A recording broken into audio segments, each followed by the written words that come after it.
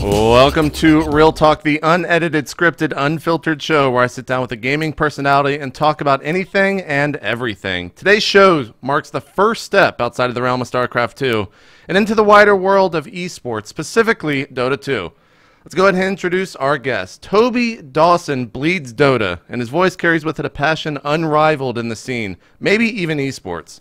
He's the most popular caster in Dota 2 with countless events under his belt, and coming up very soon, he'll be headlining the biggest event of the year, the International, an event with a first place prize of $1 million. Let's have a quick listen before we bring Toby on. And Art Styles, don't do what I think you're going to do. Prophet's going to TP, the Sprout will come, Art Styles can't get out, and Storm jumps in. This is going to be a huge kill. He is currently pulled. He was a pig. He's going to be roasted. The test of fate. Toby, welcome to Real Talk, man. Thanks, man. Thanks. It's great to be here. So I got my first question. And what are your thoughts on the latest champion Riot has introduced to the game? I know nothing about it, which is the best state of mind to be in. All right, terrible troll. In all seriousness, let's just go and jump into the show, man. You're originally from Australia. Where did you grow up specifically? I was born in a little town called Nambour, but luckily got out there after about 1 day sitting in the hospital, and went up to the hinterland. A place called Mullaney is where I grew up. It's on the Sunshine Coast, southeast Queensland, so the east coast of Australia, which is a really beautiful place to grow up. I used to wake up in the morning, and for the people who know the area, I woke up and I got to see basically from Noosa all the way down to Caloundra, as far as the coastline went. It was a wonderful place to grow up. I always said, like, if I ever retired, I'd go back there, because just breathing the air from where I grew up was like, it was like being on drugs. I've actually never done drugs, but if I ever thought there was an equivalent of being on drugs, it'll be breathing the air from where I grew up. But yeah, I grew up in a lovely place called Mullaney State High School. Yeah. What did your parents do for work? My father was a printer. My father was, a printer. I don't know much about my father. He actually died back in 1991. So I was basically raised by my mother, who was a teacher, and then decided to be a full-time parent, and now does...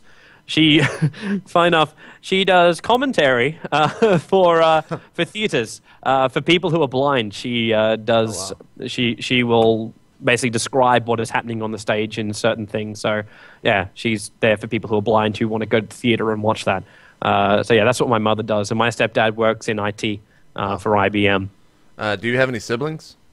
I have one brother, one half brother and one half sister as well.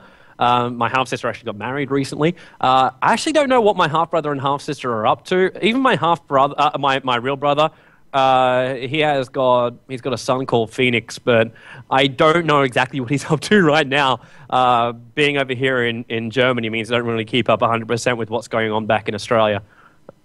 But yeah, last time I knew, he was working at a retail store for plumbing. What was life like an Australian for a nerd kid like yourself? Was everything easily accessible? I mean, here in America, our stories of Australia, or at least what we read, at least what I've read on the internet, is that it's really, really hard to get certain games, and that everything gets over there later. What was your life growing up like as a gamer?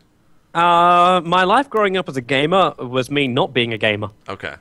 It's kind of a funny thing, because when I grew up, I was all into tennis, I was into cricket, I played soccer every single lunch break. I wasn't one of those kids that would end up inside the computer labs at lunch going, oh, nerdy. That wasn't what I did. I was always a big kind of sporty kind of guy. I like to get out there, I like to play sports, and that was, for me, the passion, because I was always very, very competitive in the way I played, and that for me was my big buzz. Becoming a gamer, like, the only games I really played as a kid were the Sega Master System, number 2. That's right. I remember the trick for Alex Kidd. Don't go rock, paper, scissors. You change at the last moment, and then all of a sudden you just don't know. Oh, you beat the computer. Good times. Good times. And the Nintendo 64 for me was where I had so much fun. My brother stopped playing me because I kept on beating him all the time. So it was just like, you know, this isn't fun anymore. I'm like, no, it is great fun. Keep coming back, man. Let's play some more games. But yeah, most of my gaming was pretty restricted. My mother was very, you have to earn your gaming. Have you washed the car? Have you mown the lawns? Have you taken the trash out? Have you fed the cat and the dog? Have you done all of this kind of stuff? You cannot play yet, and you should only play a maximum of 2 hours per day, because that's really... Ouch. Yes, it's any more than that. See, you would say ouch, but to my mother, that's completely reasonable. Gaming was a reward. That was the way she looked at it. But then I managed to find these wonderful emulators, so while I managed to convince them to get a computer in my room for study purposes, which I did use for study, by the way. I used it a lot for study. I snuck on the Pokemon emulators so I could train up my Bulbasaur into being the best thing ever. And that for me was my little escape. And I for a very, very long time, whenever I put my hands on a keyboard, it was always just defaulted to Alt-Tab. Was where my fingers went to, because I would just tab in and out of Microsoft Word as well as the emulator, so I wouldn't get caught. Yeah. Obviously, they got a little bit more difficult when I started playing full screen programs, because it's just like change it, damn it, this computer's too slow. It needs to change faster. Can I get a better computer? Yeah. So you mentioned it was rough finding time to play games, obviously, because your mom was not against them, but she was very strict about it. What else did you do growing up? Did you play sports? Were you active in other areas? Mainly sports. I tried to do as much of that as possible. I always had my other thing, and this is where a lot of people go, "Oh my God, you did what?" And this is the reason why a lot of people actually thought I was gay as a child. I did musical theater. Okay. I did a lot of musical theater. My mother was heavily into musical theater. We would go around, even as a child.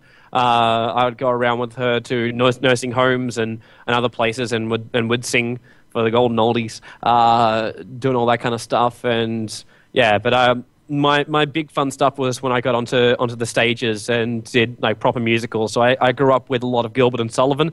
That was my big thing. But I also did stuff from like Andrew Lloyd Webber and other things. And I was always a big sucker for the classic musicals, and I spent a lot of time. There's a lot of commitment to do those kind of shows. And I do 1 to 2 each year. So it was always great fun. But my mother was from that area, and yeah, it was always great having her, and we actually did a lot of shows together. But yeah, when we hit Brisbane, I started going my own way when we moved out from the country town. Do you miss doing those shows at all? Would you ever go back to kind of that life? Yeah, I miss it a lot. I really miss it a lot.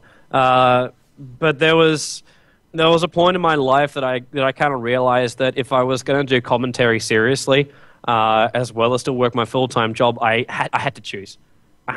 It was either try and pursue commentary or do musical theater. And for a while, I was able to juggle them, but only when I was at university. And when I quit university, saying this is the time where I want to really try and take commentary further. My full-time job and the amount I wanted to commentate, you couldn't balance the two.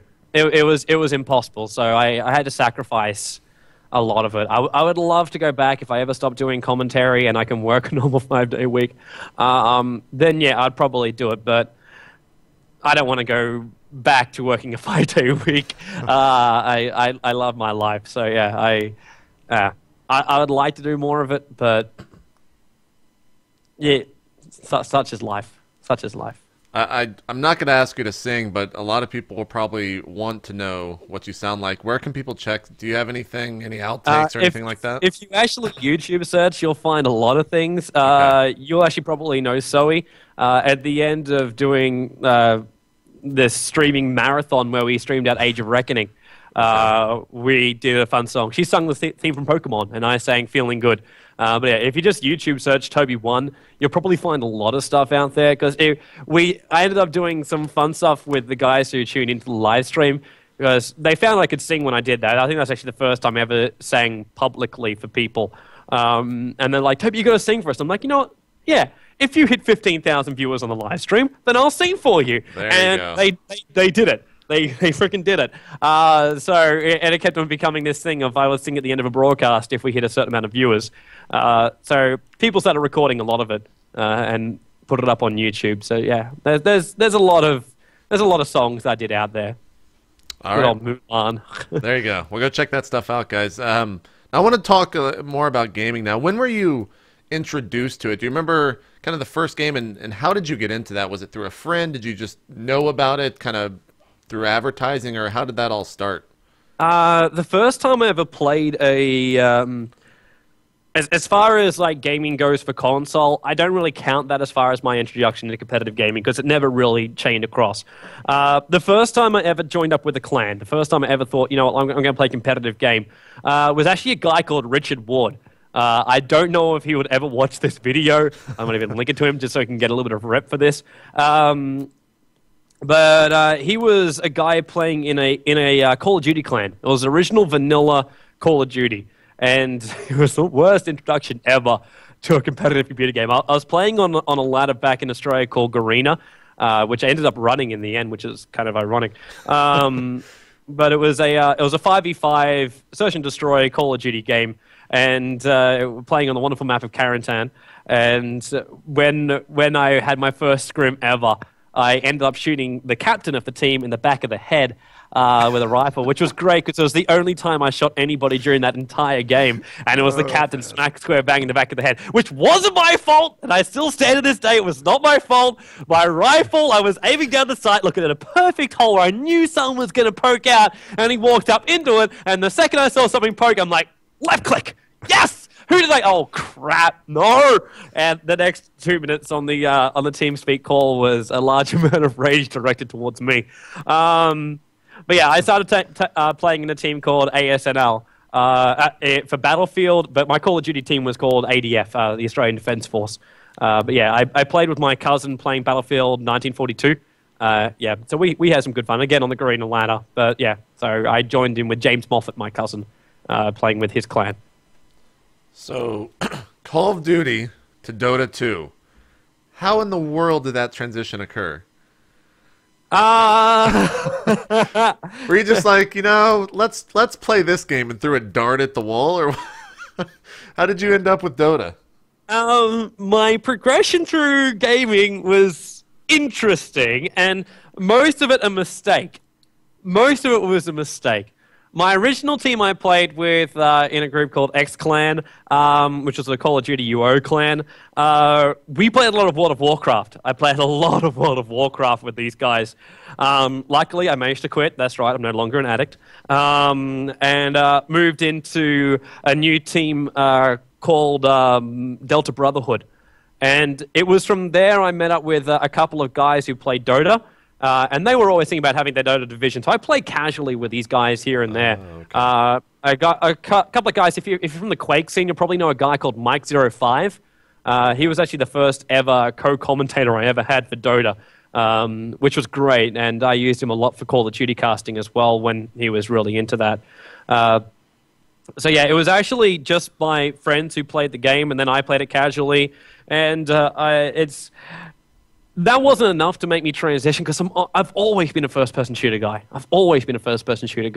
And when I ended up starting to cast it, I was casting for a group called GameStar, and they got a gig, the World Cyber Games, in fact, and it was the Singapore Nationals plus the Asian Championships, and that was in 2008, I think it was.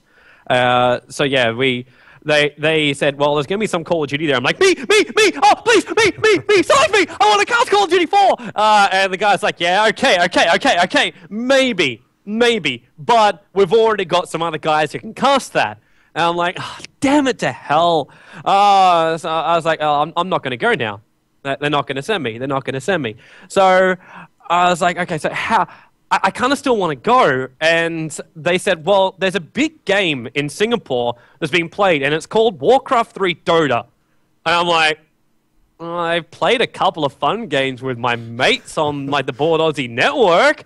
I love tower defenses, and I play all the custom maps, apart from Dota, really. And they're like, well, we'll put your name in, and if anybody else can come up with more experience than playing 5 public games of Dota, then we'll obviously say you can't go. But there was nobody else in GameStar that had any more experience than 5 public games of Dota. So I'm like, sweet. And the next thing I knew, I was organizing my passport, and I was going to go to Singapore.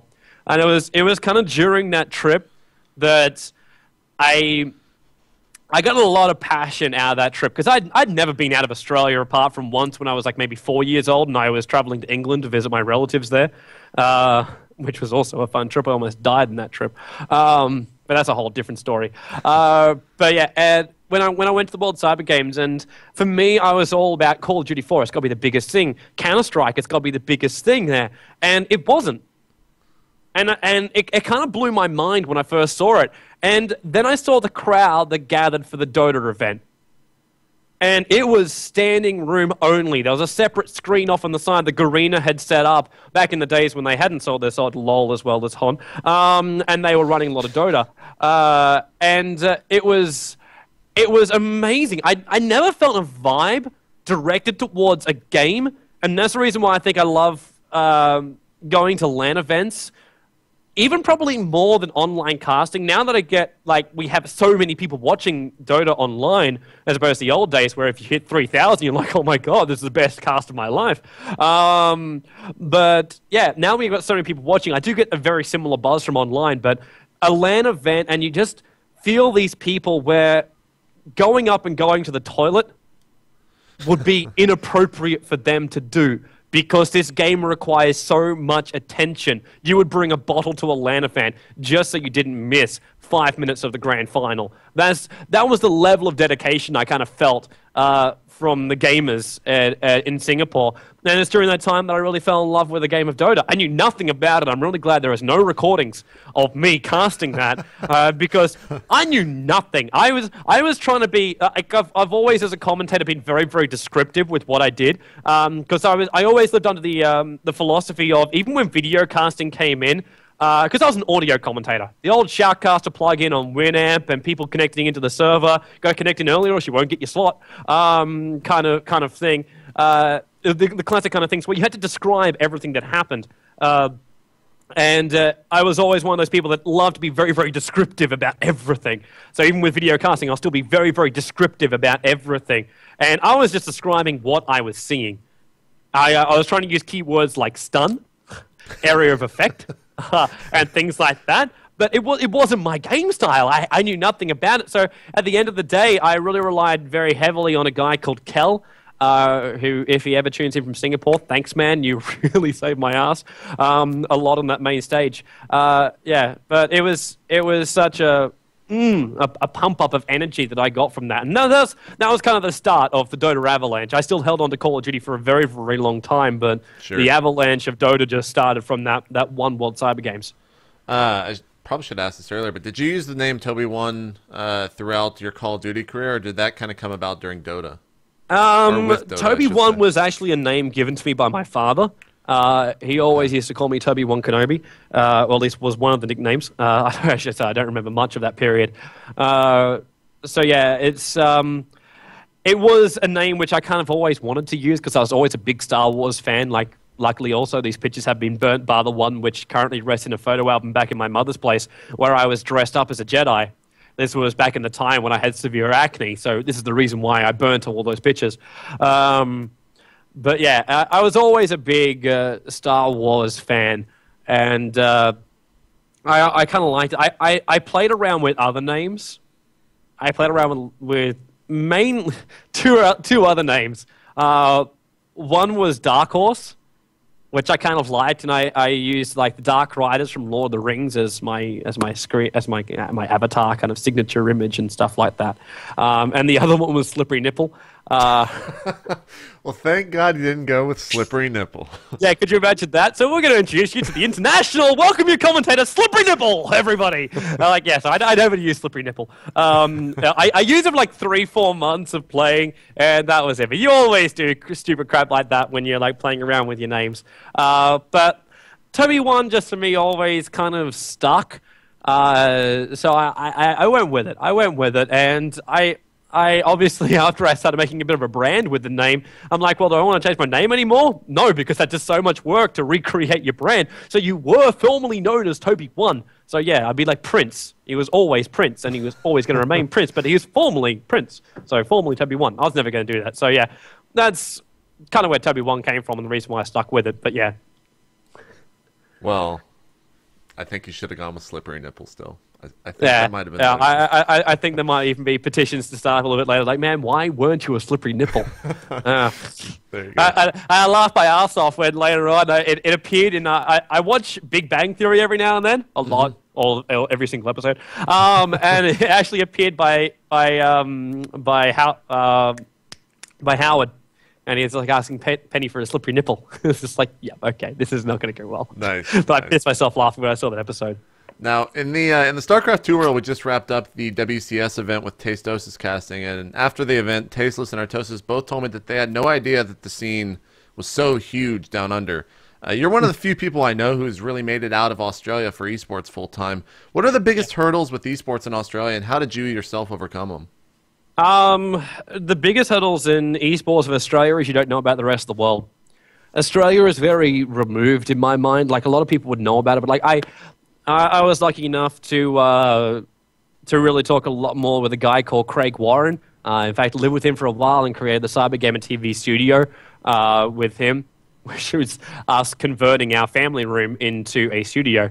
You walk in through the front door, and all of a sudden you got these setup lights and this big TV and screens and everything else. It was just like, well, so what else we got in our house? We got our bedrooms, and that's it. Great, and we love living like that. But yeah, he kind of like started to open my eyes to the international scene. I always kind of knew it existed, but I never knew really where to look. Because all of the Australian networks, like Game Arena, Cyber Gamer, try and remember the name of the third one, which ended up just dying on me. I can't remember what it is. I'm pretty sure someone's going to be screaming out in the chat if they know from Australia, and they have subscribed. I'll remember at some point. But yeah, it was very close in community, because you can't play overseas. Like, even to play overseas, you got to go from the eastern side of Australia to the western side of Australia, then the pipe travels up to America. If you're lucky, you'll only go directly to America. If you're really unlucky, you'll bounce through all of Southeast Asia to get up there. It was just impossible to play. Even connecting New Zealand and Australia together was very, very difficult to play on a ping that is capable of playing at a competitive level. So it always kind of felt removed, and I think Australians kind of just got used to that. Everything was pretty locked down in Australia. There was a couple of lands here or there. Some people like Michael Woods, who does a lot of work in Melbourne. Shout out to JB, if he tunes in right now, who does work with Land Smash. And all the guys who do attend Land Smash in Queensland, for me, was a great LAN event to go to. But it's always very small. Like, it's not something really, really big. Australians, they have enough money, and there's enough places you can buy decent computer parts. They're able to play from home. So most of the time you're connected through internet and you play online. So we never really had this big revolution behind it all. But when we come out in force. And when you have, like, Tasteless and Artosis make a trip to Australia, it's a nerdgasm, basically, for everybody. It's just like, yes! Finally! They're being so close. They're in Korea. Why can't I just touch them? That I'm pretty sure would have been the feeling. I even know Craig, man. I saw your picture. He was sitting there in the crowd watching it too. But something like that, Australians are pretty hardcore for their gaming, and they really practice hard. But they never really get a level playing field to test it overseas. And that's probably the reason why most people don't even know about Australian esports. It's just so removed. What would you say is the biggest game down there in terms of a following and a community? I actually don't know anymore. You'd say StarCraft following is pretty big down there, but Australia, for me, has always been very first-person shooter orientated. Like, it's always been about Call of Duty. It's always been about Call of Duty. Until they broke the franchise. It's always been about Call of Duty. Thank you very much, Treyarch and COD 5. And then Infinity Ward with Modern Warfare 2. Bitter subject. Sounds like it. I remember when I picked up my copy of Modern Warfare 2, and I opened it up, and I'm just like, you know what? I'm probably going to hate this game, but I'm going to give it a shot. I'm going to give it a go. And they announced, like, 1 week before it was released, console will be disabled online because everyone have the same experience online, just like console. Everyone must have the same experience. And all the PC gamers like, no! Give us our console! We want to modify! We want to make it so it's particular to our computers! And I opened up the book, and there was just one page in the book, and it had console and the button to activate the console. And I'm like, you bastards. You bastards. You are mocking me with just one page, and all it had was the command console and tilde, and that was it. I'm just like, no. But yeah, first-person shooters in Australia. That's where we were going before I did that. I think first-person shooters has always been the biggest one. Call of Duty 4, I know, is still kicking very, very strongly down there as well. Counter-Strike was always pretty big. And it was a pretty intense scene until, obviously, Counter-Strike started to drop off. But Battlefield was big. I don't know if it is still so, since Battlefield 2 and all that kind of jazz. But yeah, first-person shooters have always been a lot stronger. Dota was very underground in Australia. Like, unless you got an invite only to the Board Aussie network, you wouldn't really play much of it. And then there was the big Board Aussie tournament where you'd have, like, hundreds of teams turn out to play.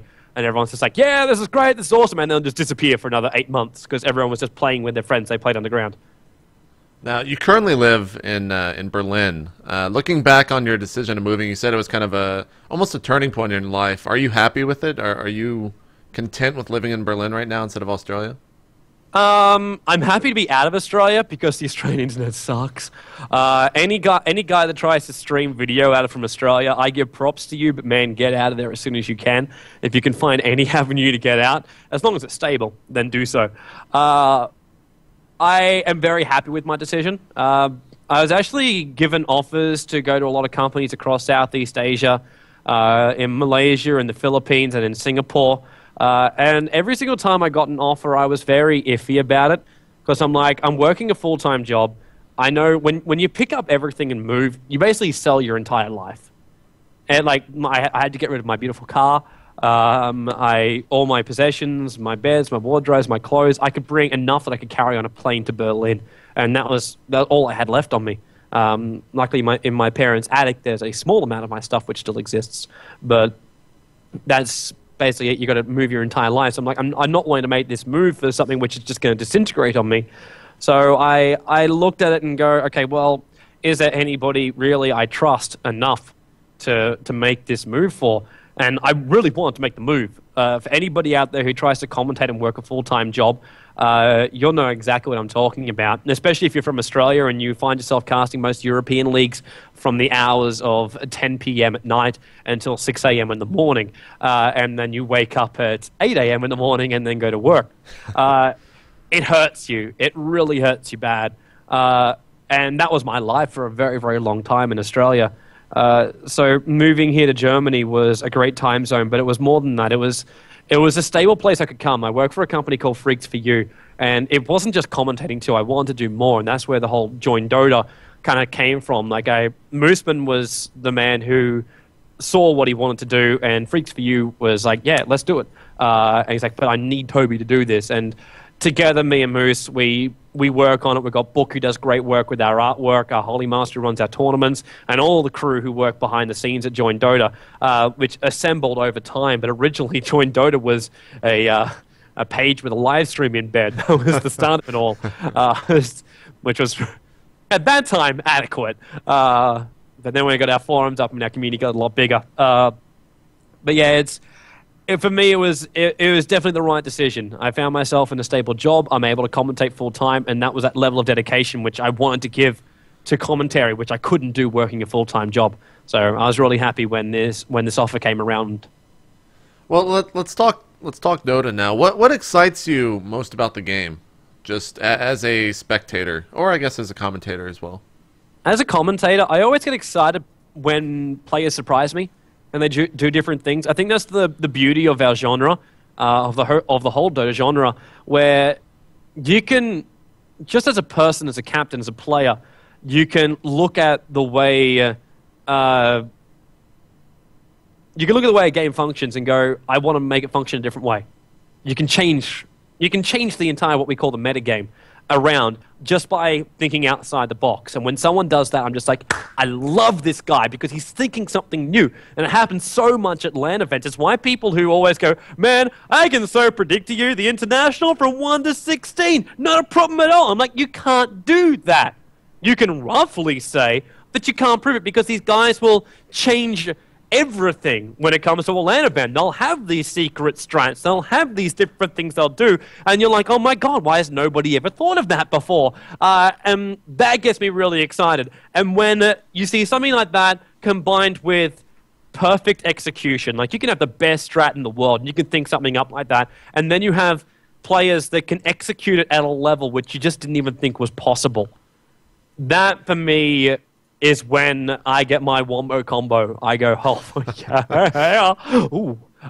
That's the kind of feeling I get. And yeah, that's probably the biggest excitement. And it's the reason why I love watching top-level Dota when teams are on form as well, because some teams have some horrible, horrible days. But I love watching a lot of teams from Southeast Asia, especially China. China, if you're a StarCraft guy, China to Dota is what Korea is to you. But in Dota 2, it's kind of been turned on its head because China didn't want to transition from Dota 1 straight away into Dota 2, because most of the computers couldn't run the damn thing. So, yeah. But now they're making their move over. We're seeing this precision play coming out from China, and I think it's going to wake up a lot of European teams who got very, very relaxed and lazy in the way they play. It's the reason why Na'Vi were able to dominate so much, because they were refined players. They had their perfect strats, which came from their Captain Puppy, and they combined it with great execution. And you get the two of those melded together, and you can beat almost any team in the world. Why would you, the next question, I had a very long intro for it, but you actually said it yourself. So why is China one of the best? Is it their work ethic, kind of like the Koreans? What is it about them that makes them so good at Dota? Apart from the fact they live Dota, for me, they have a very different approach.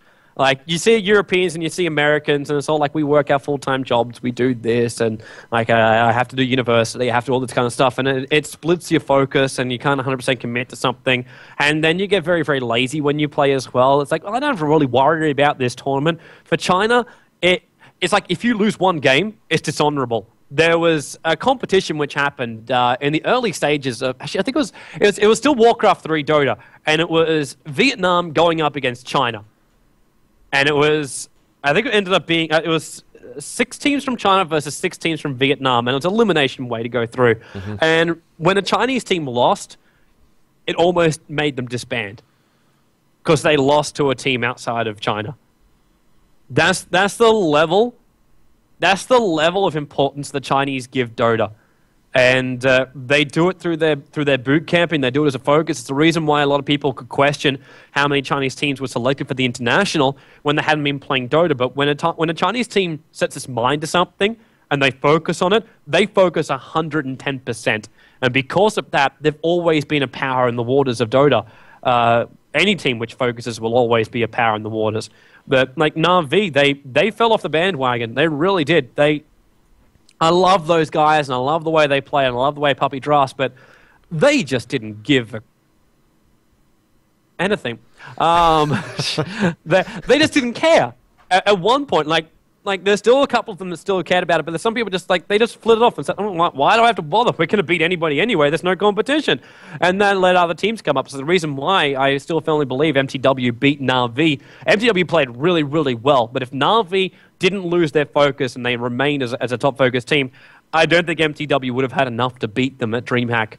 I'm looking forward to this winter DreamHack as well as the International coming up Sunday to see how it's all going to go down, because so many of these teams have been trying to focus themselves so much in preparation for it all that, yeah, maybe I will be wrong and MTW is able to take out Na'Vi. I will be really happy because Cinderin's a very good mate of mine.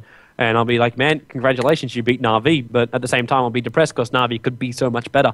But yeah, if MTW beats Na'Vi and when they're both playing at their best, hell yeah, I would applaud that game anyway.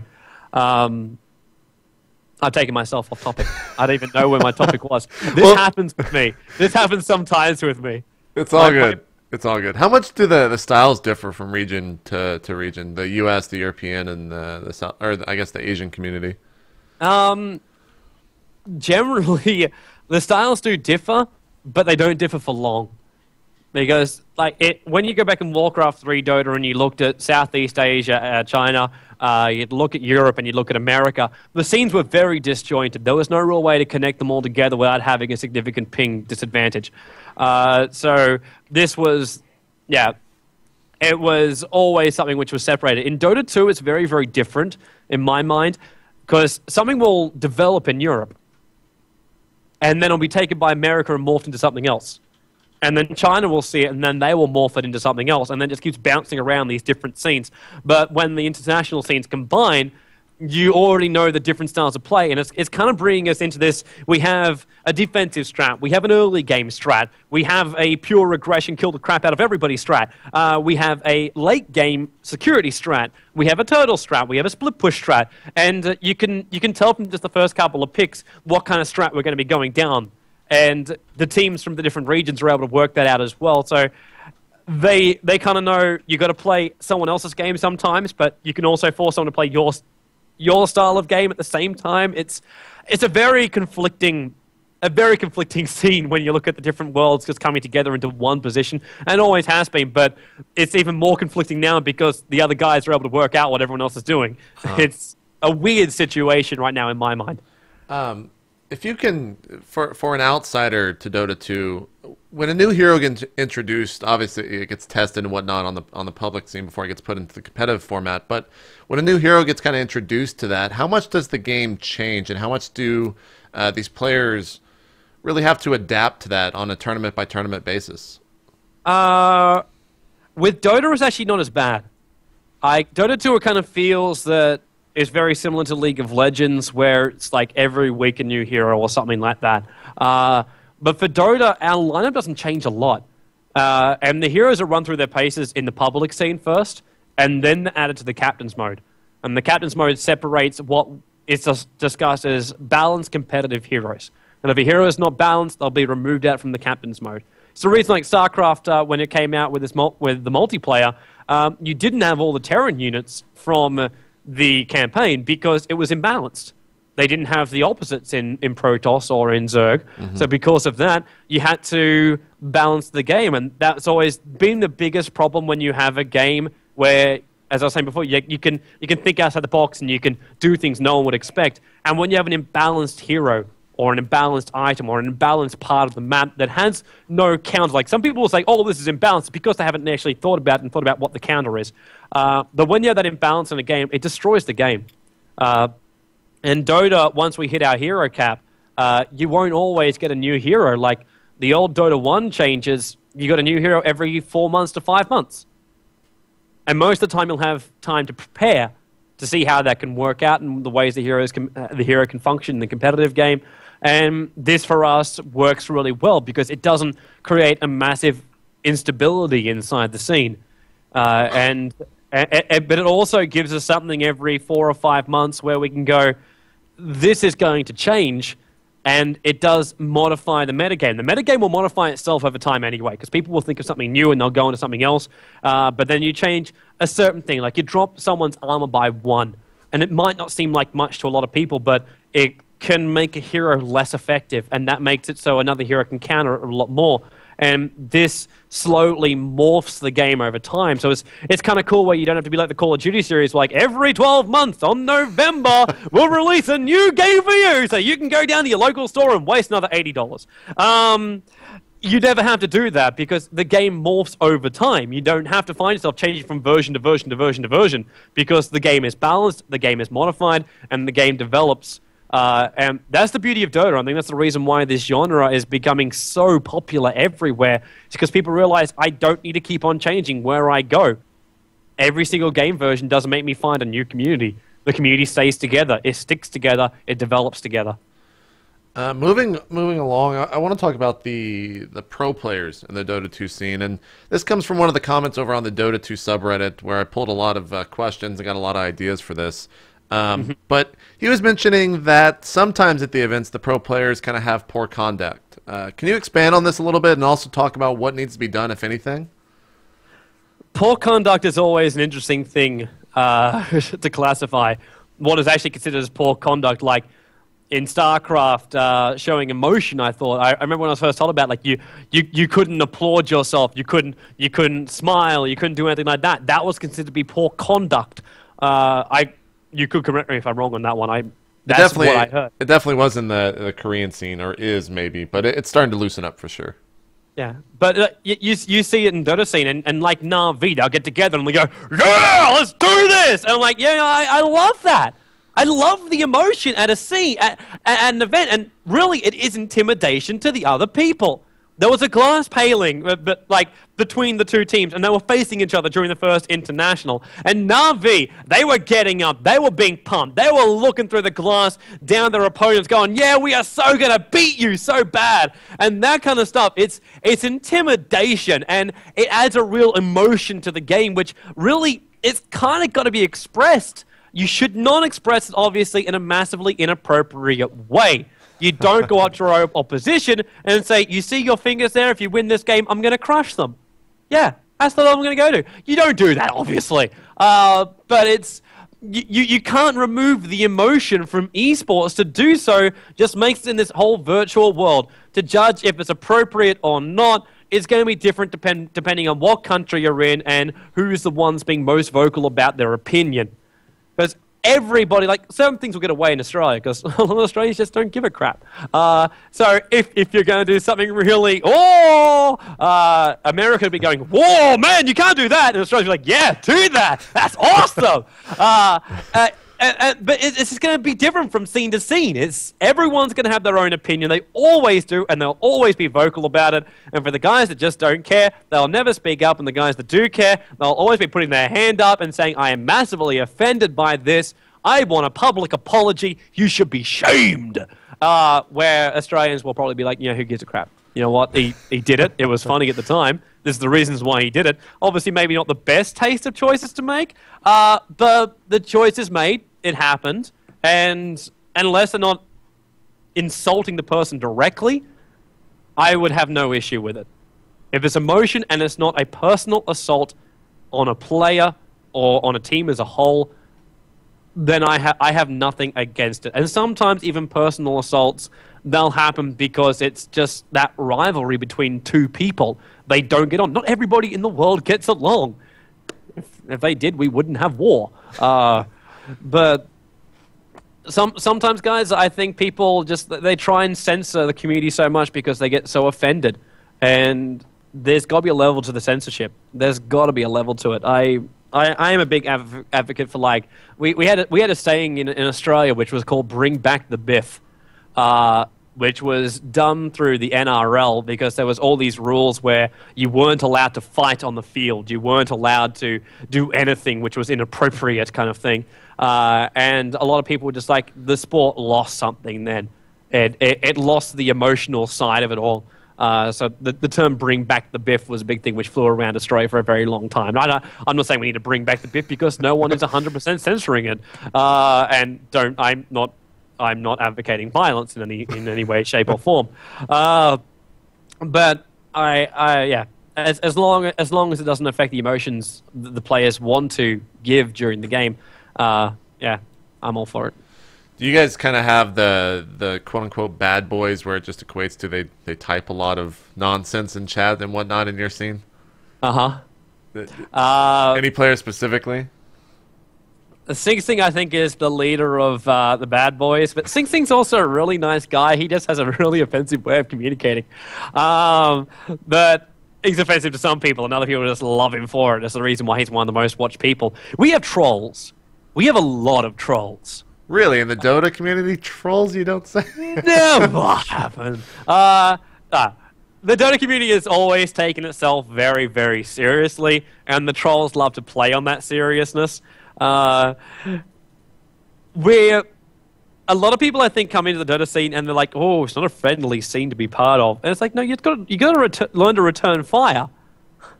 It's like a bully in a school. He's going to punch you. You got to kick him in the nuts. This is just that level of bounce back and forth that you've got to do in the Dota scene. Some people, you can remain pure, and that's great for you. And as long as you don't say anything this is like, "Oh my God, you suck," then you won't get flamed. It's just a thing that happens. If you don't suck, you won't get flamed. But these guys have been playing Dota for a very, very long time. It's like you get into the Counter-Strike scene, and you don't even know what a buy menu is. It's like, well, I'm a Call of Duty guy. Why can't I just select my AK? no, you've got to buy it. You have a certain cash you've got to use. If you're like, oh my god, you are so noob, don't be on my team. Like, this is that level, which is always going to happen when you come into a game that people have been playing for a very, very long time. And people are going to develop a tough skin. And you've got to learn how to play the game before you just jump into the game and expect everybody to love you just because you're playing the game. Dota and any kind of team-based game relies on your team members, relies on your teammates. So if you're forever going to go, well, what I do doesn't count in a game of Dota, you're wrong. One person can completely destroy a game. Absolutely. And that's a level of pressure. And that's also what makes the competitive scene just so much more intense, because it's 5 players that have to function 100%. One person can have an off day in StarCraft 2. Oh, well, I'm out of the tournament. Who have I got to blame? Only myself. But when you lose in a game of Dota 2, you're removing, like, you're letting down everybody. You screw up, this opening is made, and sometimes one opening is all it takes to lose a game. Yeah, so that's the reason why Dota people are just so not critical, but they're very, very picky and passionate about what happens in the scene. You mentioned the trolls within the scene, and a lot of people gripe that that's why it's so hard to get into. Do you feel like Dota 2's growth kind of as a game will always be not hurt or destroyed by any means, but definitely hampered in that sense because of the amount of, I guess, trolling within the scene? It's very hard for new players to get in? It can hamper you a little bit, but I don't think a lot. There's a level, I think, of achievement that you feel when you're able to play a good game. And when you feel that achievement, that will make you want to play more and more and more. So to say that, like, your rite of induction should be a fairy ground, like, give me cotton candy as I scroll through the fields of Dota, I don't think any game should really have that kind of initiation. A game isn't something which you should just be able to pick up, like I can pick up Angry Birds and, ooh, yay! That's that style of game. But Dota is not that style of game. Dota is a game where you've got to learn, you've got to practice, you've got to play it properly. It's the same for people who played League of Legends, Heroes of New Earth, sure. And for people who find themselves, like, well, I'm in Masters League of StarCraft. How'd you get there? Well, I just logged on. I want to play against a pro. Like, you don't do that.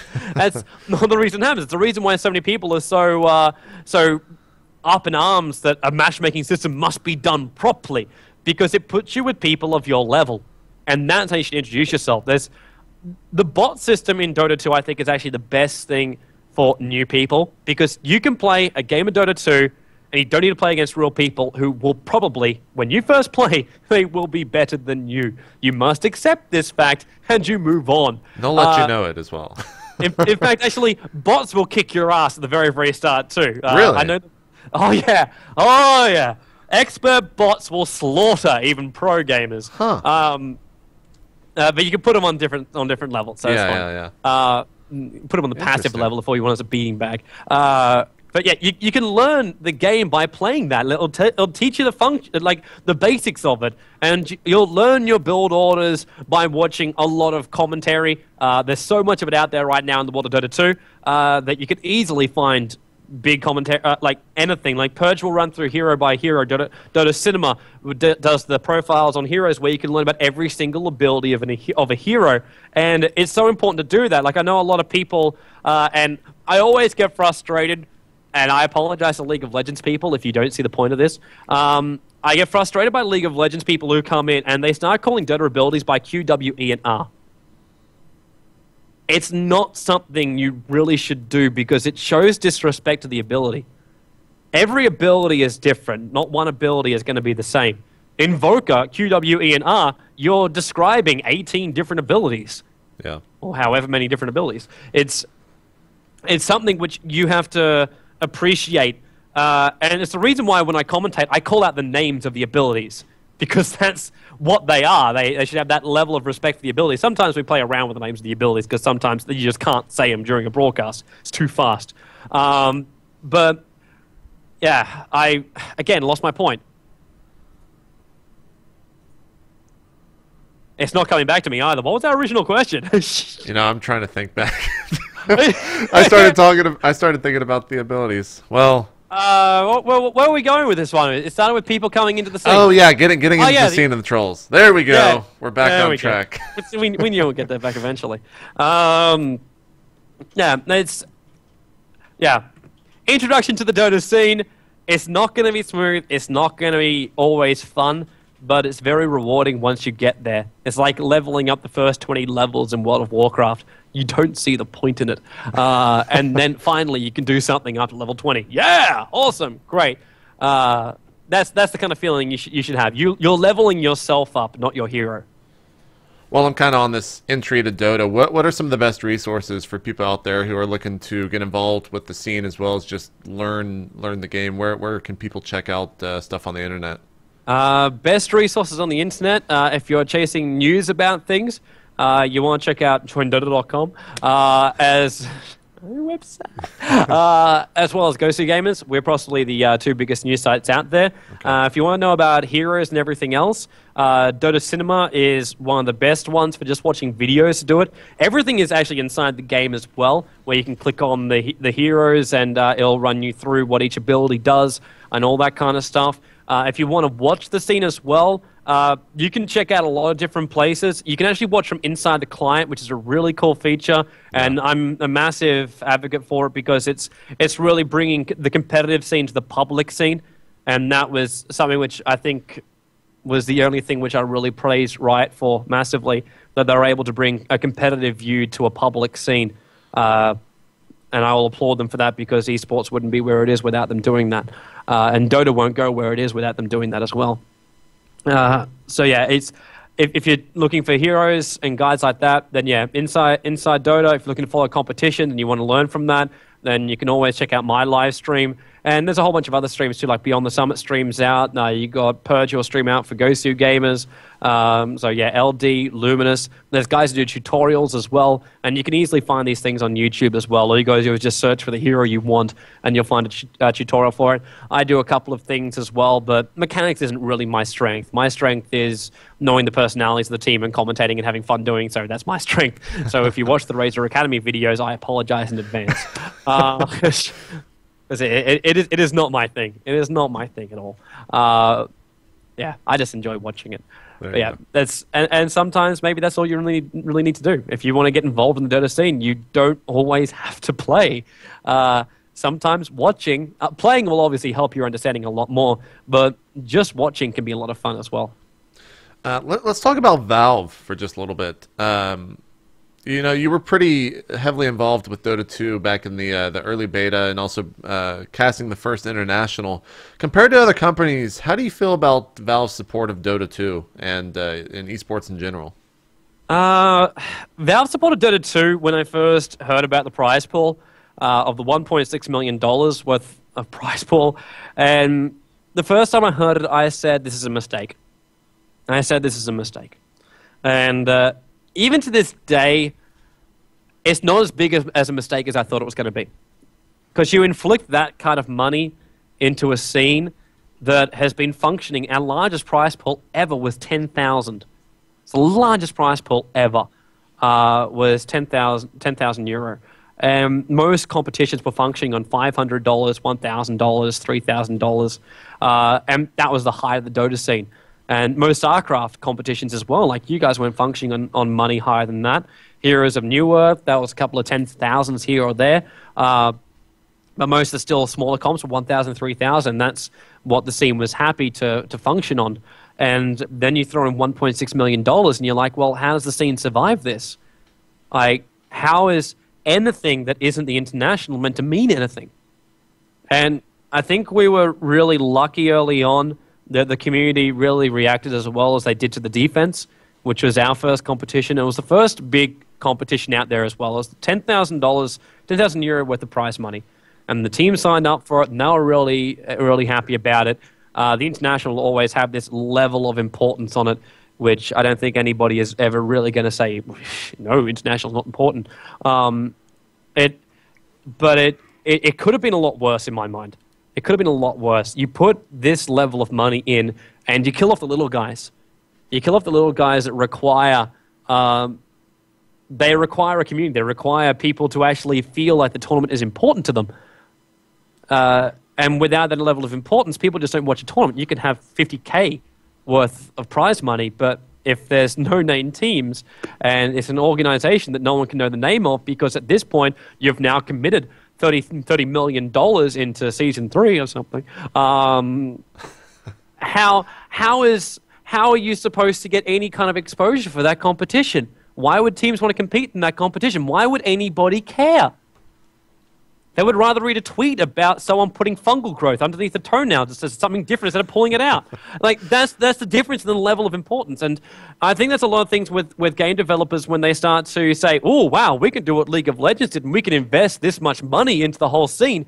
But what they don't realize is, and this is something that I'm really concerned about for not just Dota, but for every part of esport, we've been developing esports for how many years? It's a very young scene in comparison to any other major sport which is out there. And then you've got a developer who's like, I am now going to put tens of millions of dollars into this just because I want to advertise my game more. I want to buy out these organizations.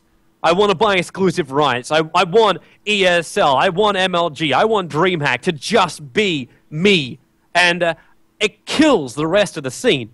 And you got this much prize money, and you kind of go, well, people are going to move for that amount of money. People at the end of the day go, well, I can make easy money. The Koreans are definitely going to do it in League of Legends because they are seasoned gamers and they can work this out.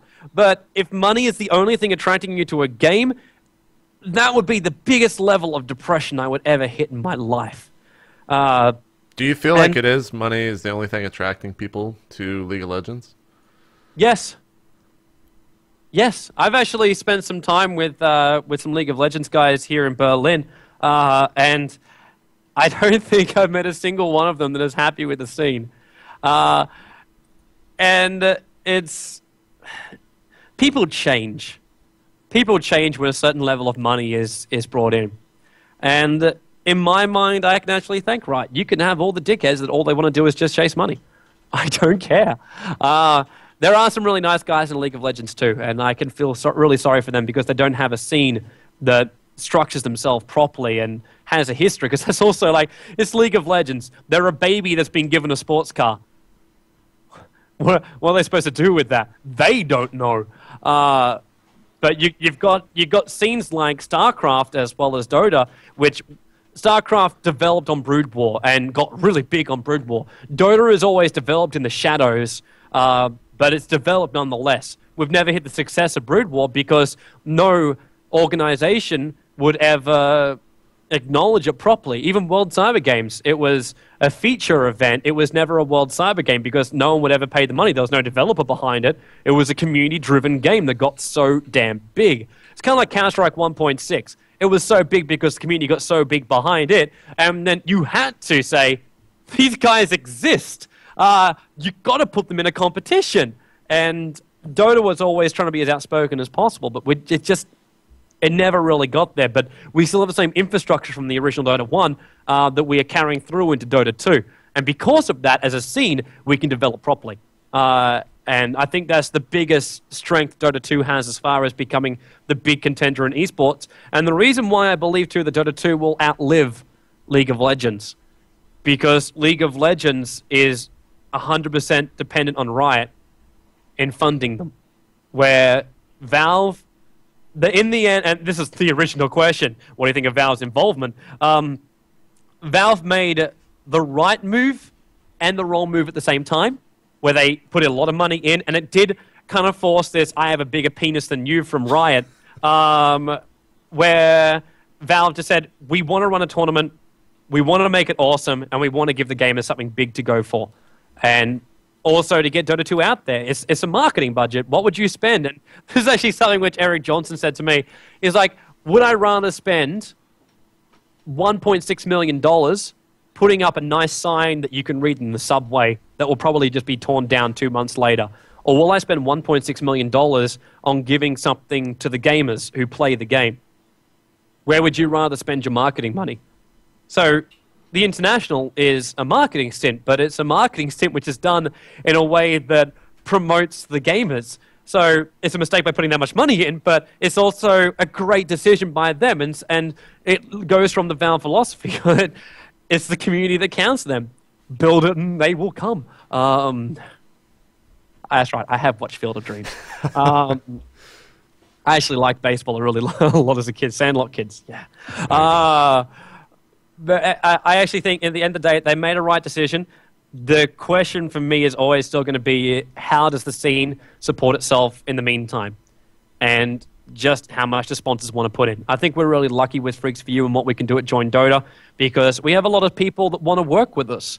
We run good competitions, and people pump in a lot of money, so we can run things like the defense, like the Masters, like the JD Open, things like this, and have a decent prize pool as well.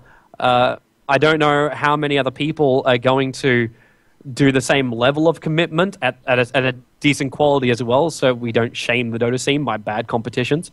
And we also keep the scenes focused.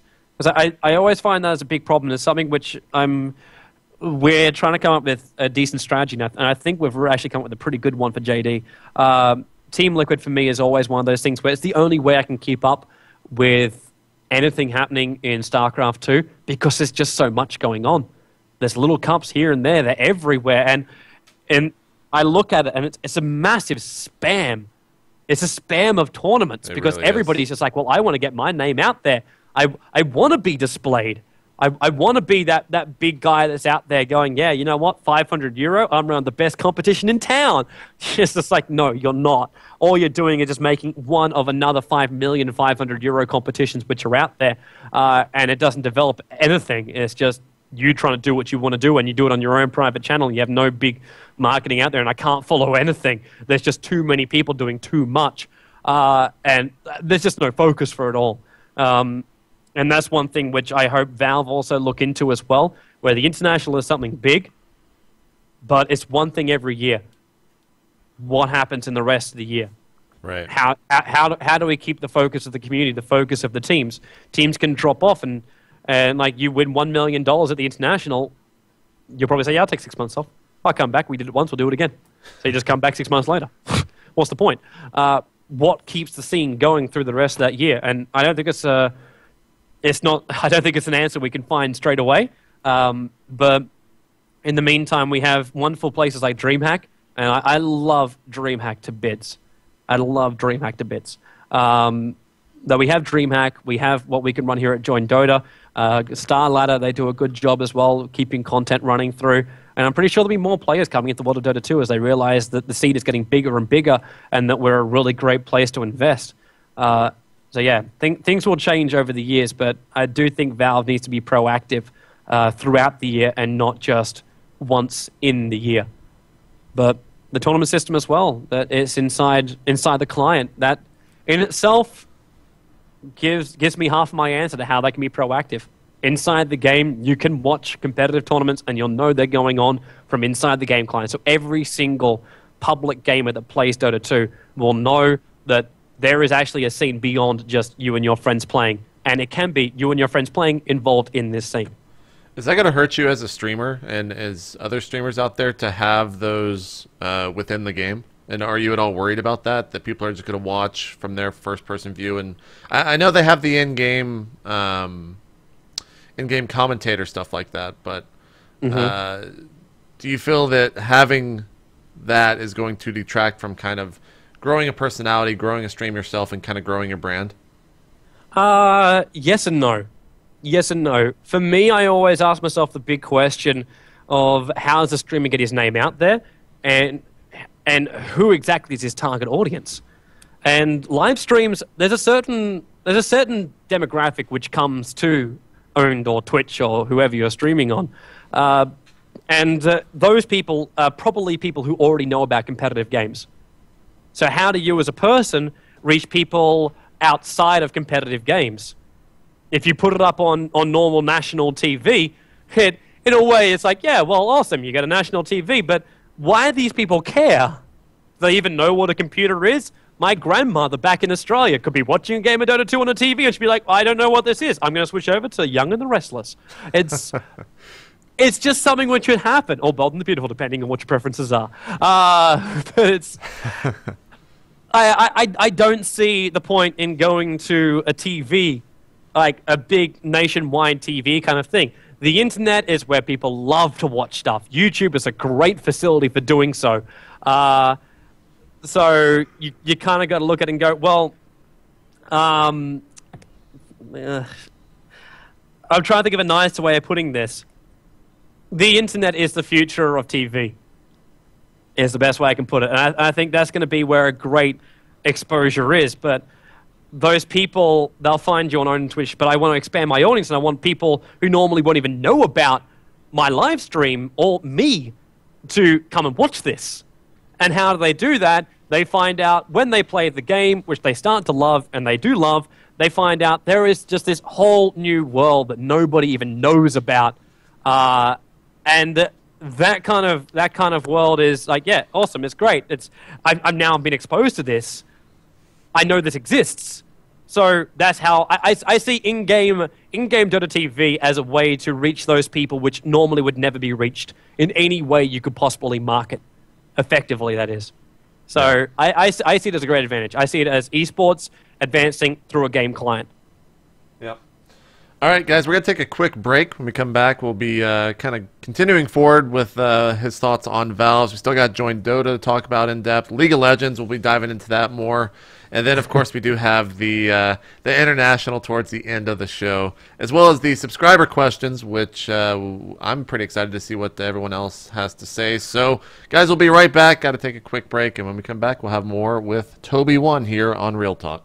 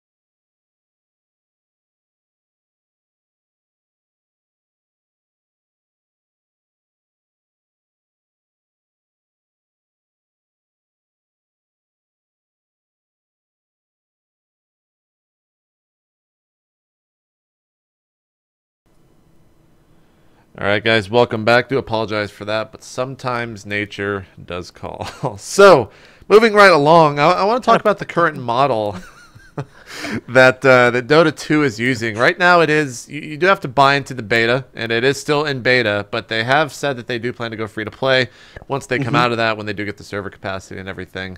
What do you think about this model? Do you think that going free to play, you'll just see a huge surplus of users kind of on the first day that it does? Kind of like what we see in League of Legends with their huge subscriber, or their huge member base? Yeah, I think Dota 2, when it goes free to play, every man his dog will want to be getting access to. And the really cool thing is too, you can download Dota 2 right now. There's a spectator client which Valve have made 100% free to download for everybody out there, so they can watch the international. So the Dota TV feature will be there, so you can watch inside the game client. Anybody can download this. We had a link to it on Join Dota, but if you go to the international page, you'll find the links for it too. So anybody already can download Dota 2. It just doesn't have the matchmaking functions in it for you, which is obviously how you play the game. Can you still play against bots or anything like that? No, it doesn't have that feature. Okay. It doesn't have that feature. It's just a pure spectator client. Yeah, so that's what they've got. But yeah, the crowd which can come into Dota 2, I don't think anybody knows. And I remember I was asked this question. I was asked this question at at DreamHack Winter last year. And this was when they did a huge-ass stage, and they had all the StarCraft commentators there, and it was massively big, and Dota 2 was doing its first ever thing, and I was in a corner next to the Quake guys, just casting up a little bit here, and we had like 4 teams, which are decently well-known, and it was a decent price pulled by Corsair, thanks to them. And you kind of looked at that, and you went, okay, someone asked you the question, will Dota 2 be bigger than StarCraft 2? Oh, Lord. And I'm like, okay, I thank you for your question, and there is no bloody answer to that question. Because Warcraft 3 Dota has always been its own small little communities. Everything's been patchy here and there. You've got Southeast Asian players. China is there. Australia's down there somewhere. You got Europe that's a big player. You got CIS. You've got North America. You know, all these regions which don't communicate with each other and cannot be tallied. Warcraft 3, I think, was one of the most hacked games out there. Very few players even play with the legitimate version of Warcraft 3. I can have Warcraft... In fact, at one event, at the Cyberfusion LAN event in 2009 in Malaysia, I didn't even realize for a large period of time I was running Warcraft 3 off the USB stick. It was on a USB stick I had plugged in the back of a computer. And it was running the game. I'm just like, why is it saying I'm out of space? Oh, that's the reason why. You install it properly. It's so easy. And it's the reason why Dota got so popular, because nobody had to pay for it. It got so big across all of Asia because nobody had to pay for it and would run on almost any system. So why would you even bother? It was great.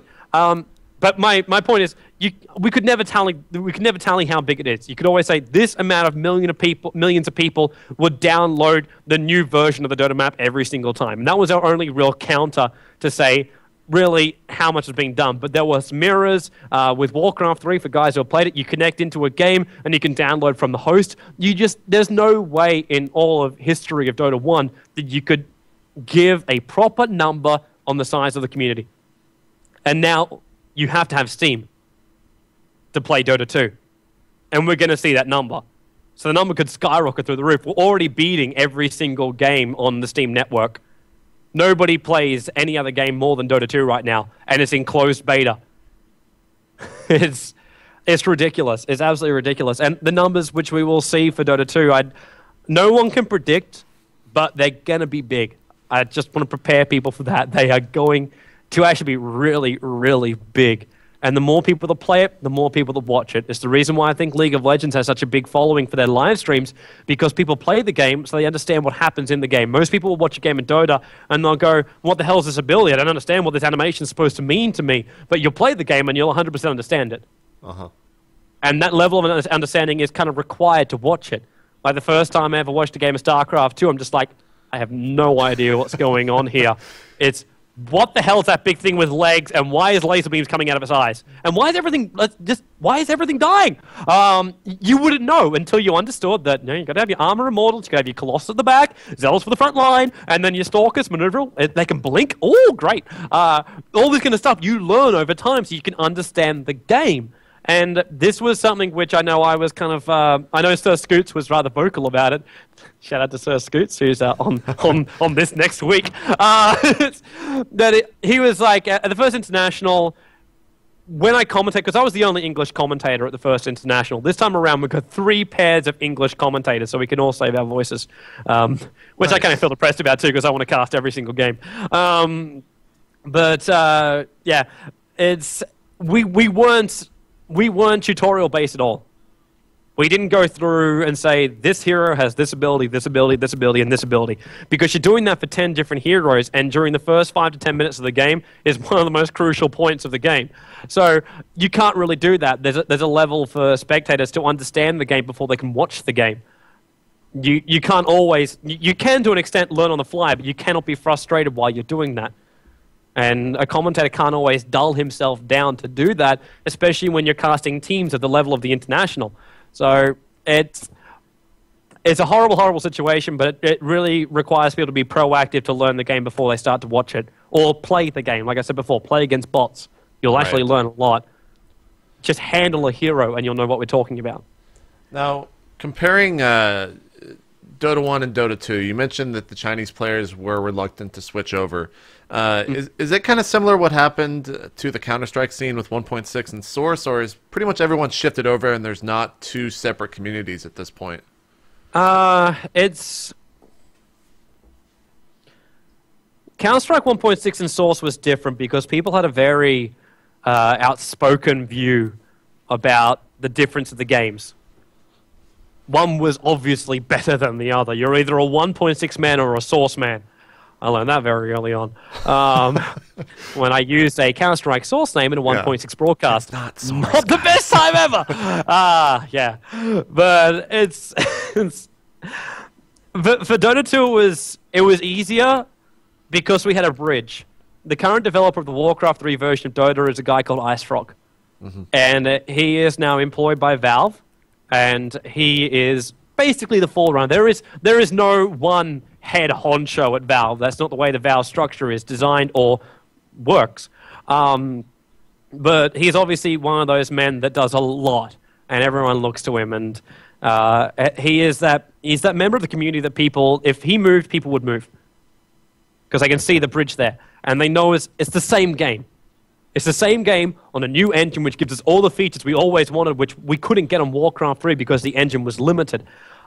There are changes, obviously, for copyright reasons as well as game engine reasons. There are changes to the game, and over time, they've really been worked out to a point where I don't think anybody would feel the desire to boot up their Warcraft 3. I haven't booted up Warcraft 3 in over a year now.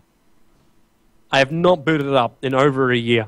And the reason for that is I just don't feel the need. I miss my custom maps.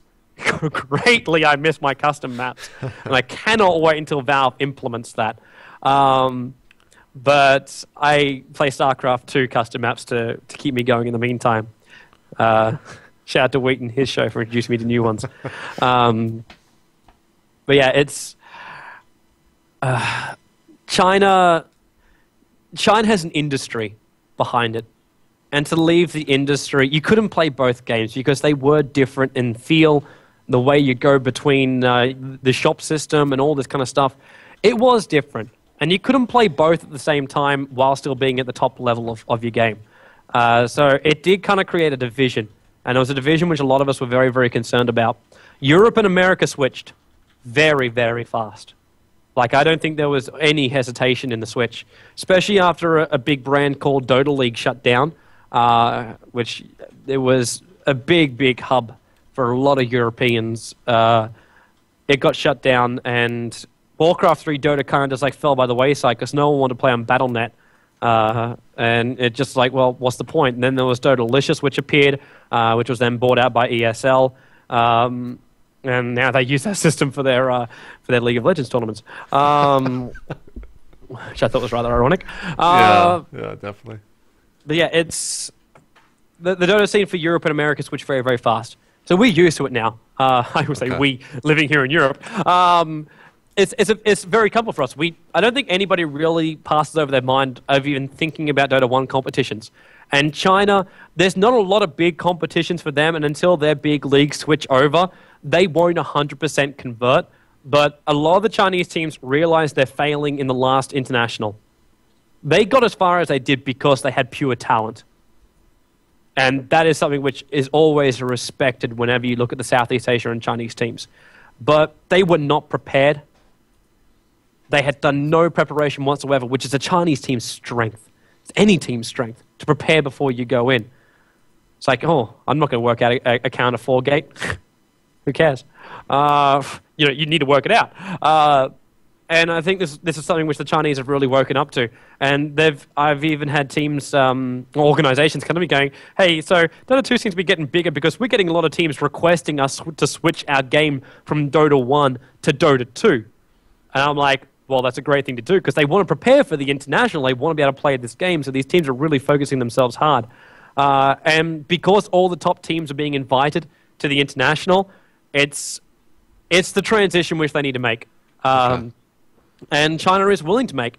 There's 2 key things, though, which hinge China's success for Dota 2. And I'm not talking about the team success. I'm talking about Valve's success of Dota 2 being big in China. And that is the ability for the game to run.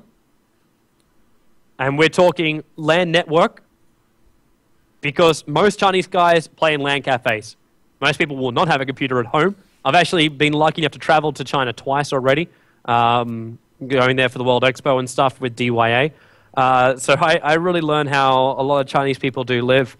And they don't... I even went to Wuhan, which is like, for me, the beating heart of Chinese Dota. And you just see these guys, and if they can't play on a LAN setting, even if it requires a small amount of activation there on Steam for them to connect up and do that kind of thing, then they're in trouble. Even the net cafe owners, they need a certain amount of bandwidth before they can connect up and do what they need to do. So until that happens, you won't see the mass amount of Dota people coming in from China. But they also need the game to be free. Right. It's a small thing, which is just so big at the same time. Right. Where, like, Chinese gamers, Chinese people don't have that much money to live off. Like, a salary for a normal European person, for a full-time European, will probably pay about 4 Chinese people to do their job.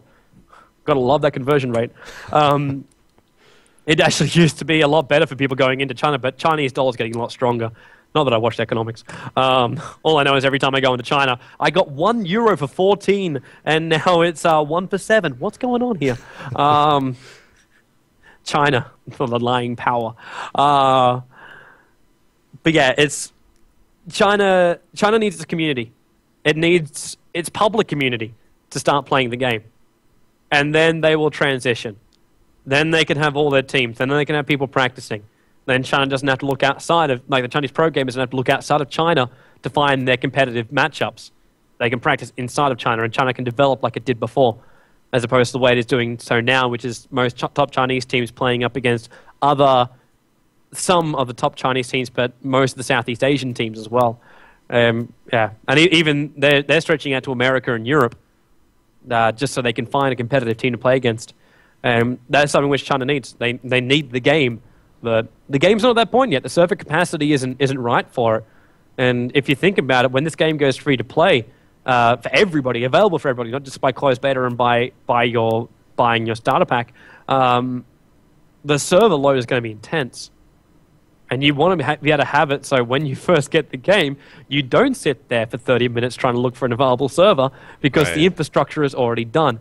And in this scenario, I 100% agree with what Valve are doing, where they haven't released the game properly. Like, it was said in an Eric Johnson interview, I think it was, or it could have been Gabe, that the game is basically out of beta already, but it's closed off, open beta. Because the game is almost at the point where it's a competitive game. It can be played as such. There's a couple of bugs here or there which they try and work out, and the full hero pool is not there. But with the hero pool we've got enough to play a proper competitive game. The only thing we're lacking right now is the infrastructure to bring in the community. And once the community comes in, like we're already getting, like I joined at a Masters, a €1,000 2-day competition, and we had 23,000 people who were watching on the live stream for the grand final. We were then, and for most of the games throughout the defense, we were hitting anywhere between 10,000 and 18,000 people for every single game during the group stages, and during the playoffs it started to get a lot, as an average, a lot higher than that. This is the community we're getting through a closed beta. That for me in itself is big, because I was saying before, like, you've got to be able to understand the game before you can properly watch and appreciate the game and keep watching it that way. And this is happening from just the closed beta community, or those people who are hardcore enough to keep watching on the broadcast and learning from the broadcast. When you start out in the public community into that one, it's going to blow a lot of people's minds just how big a Dota 2 community can be. How mad the Dota community remains after that point, that's going to hopefully be where our infrastructure kicks in. You mentioned Ice Frog. Is he still kind of as elusive and like this all omnipotent person who's just, no one knows a single thing about him, but everyone knows he's basically like God? Is it still like that in the Dota scene? I don't know who you're talking about, man. Who is this Ice Frog you're talking about? PGG is Ice Frog. Cyborg Matt is Ice Frog. This guy is very, very elusive, and I don't. It's kind of cool, to be honest, but it's so weird that you can't find any information about him at all. There's many blogs out there who say, I know who Ice Frog is. He is this guy. He is this guy. For me, Ice Frog is just someone who likes his privacy, and you can't say anything bad about that. If you start looking at esports as becoming more of like a Hollywood kind of scene, obviously privacy is paramount. The amount of Hollywood movie stars who are just like, you know what? Get away from me, paparazzi. I don't want you. In a way, esports is the same. We just have a different style of paparazzi. They will hack your computer and try and find all your private photos. It's a different scenario of popularity. But Ice Frog being one of he is the biggest name in Dota. Yep. Everybody who plays Dota will know his name. Or most people who play Dota will know his name. And to protect his own privacy is 100% fair enough. Like, you can't judge the man for doing so.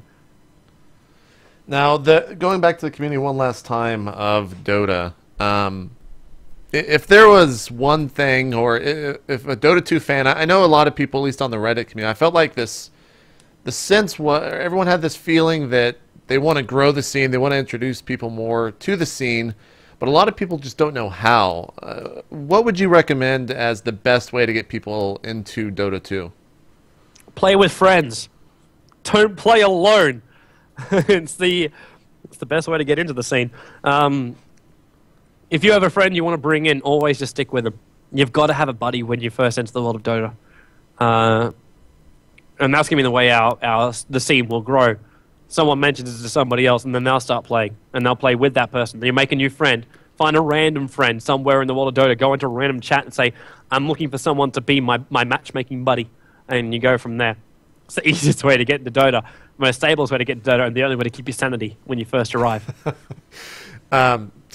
Is there anything that you kind of wish the community did right now, just on a broader spectrum? One thing that you can kind of collectively hope that one day the community grows to be or grows to do? It's a weird question, man. Something I hope the community does. Or just something that they're not doing now that they can do better. Just all-encompassing. What advice would you try to give the community right now, if there's any?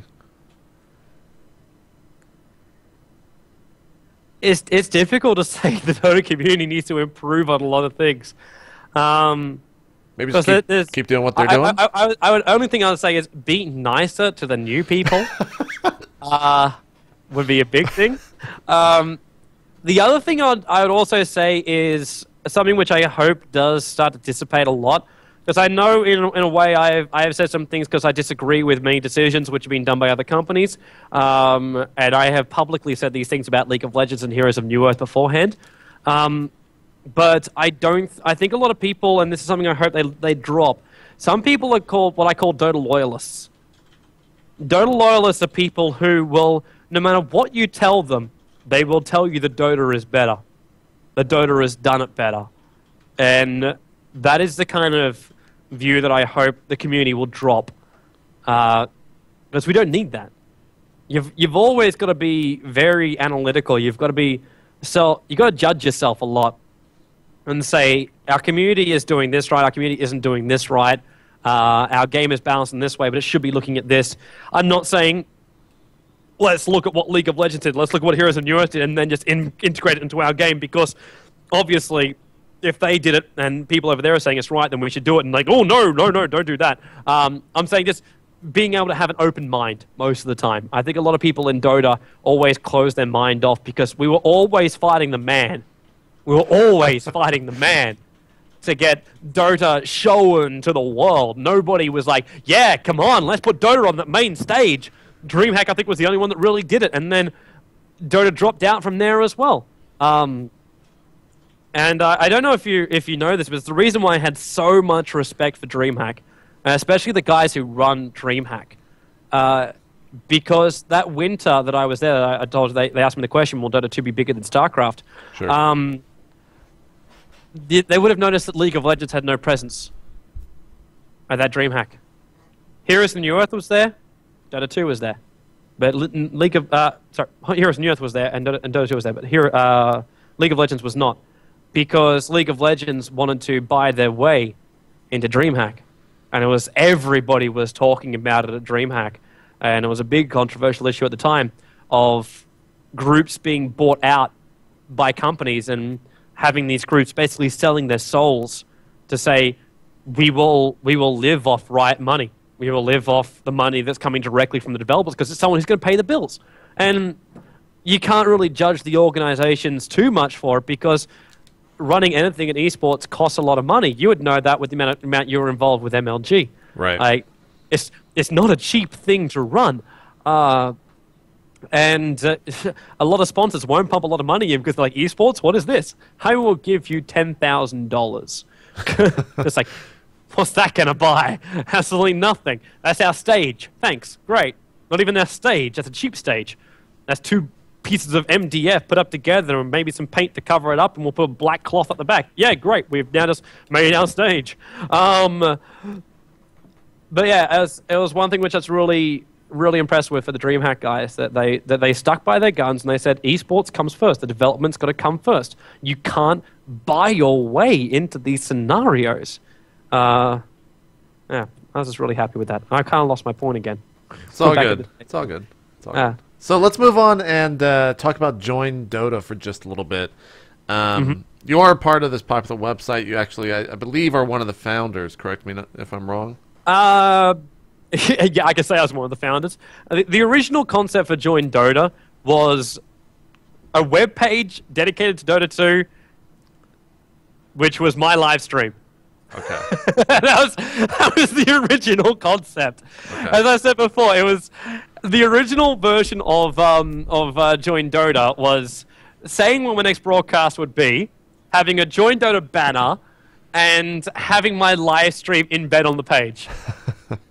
That was the original Join Dota. There was nothing more to it. We had a Facebook plugin where people could discuss with their Facebook things, and people didn't want to do that, and I stopped doing it too because I posted up and then I have like 500 million bloody Facebook invites to my personal Facebook. I'm like, this is not the way this should function. But it took time for us to build the website, and we're still building it to this day. Join Dota is, even this website, it's a year old. It's not old by any stretch of the imagination. And it's just developed over time. Like community says, we want to have forums, so we make forums, which we try and keep in best order as we possibly can.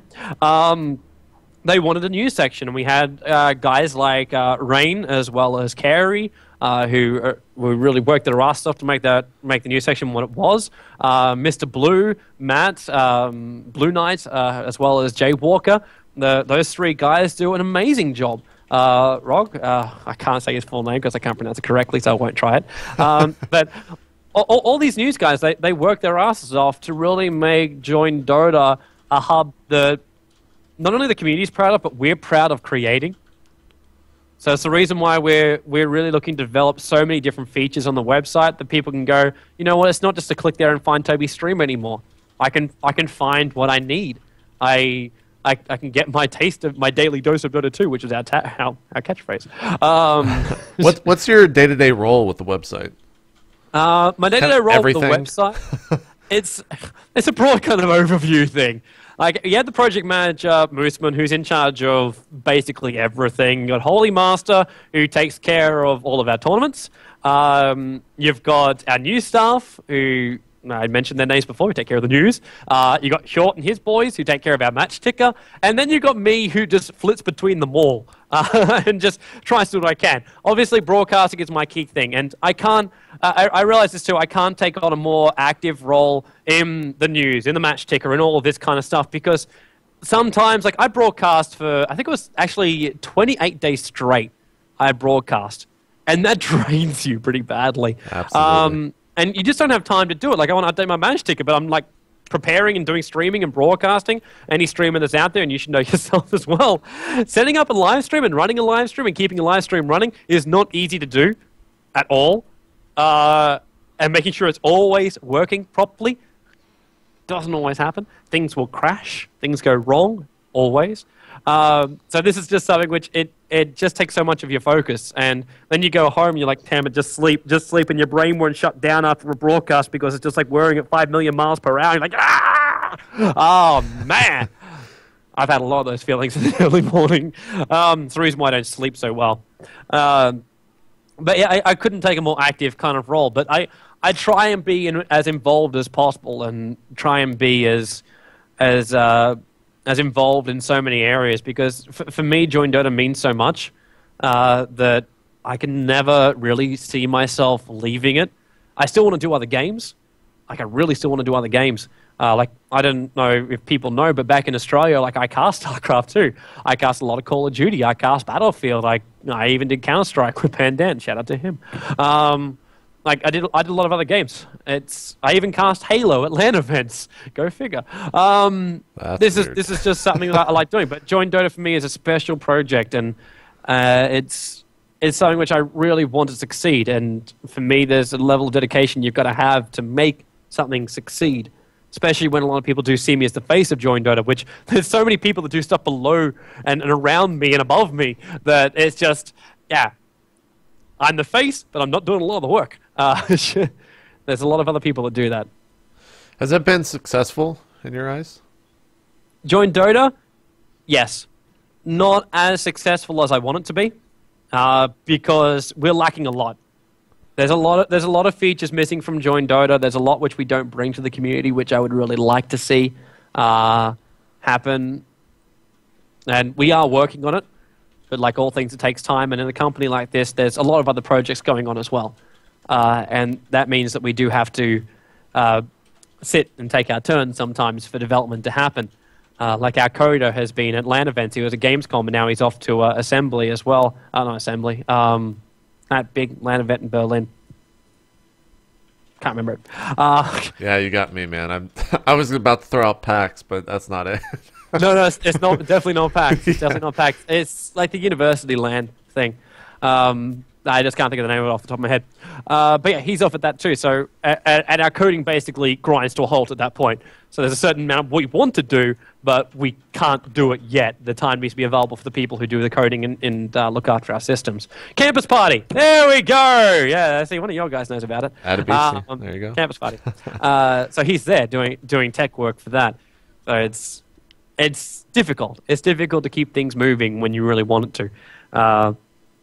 But yeah, as far as numbers and people that view our website, like, we got a lot of people that view our website. Like, we're bigger than Gosu Gamers actually is by statistics. Of course, anybody can see this over at Alexia. But as far as statistics go, we're actually bigger than Gosu Gamers, which was always the biggest Dota 2 news portal. And we have now surpassed them. And they're also more than Dota 2. They have their StarCraft section, they have their Hon section, they have all their other stuff.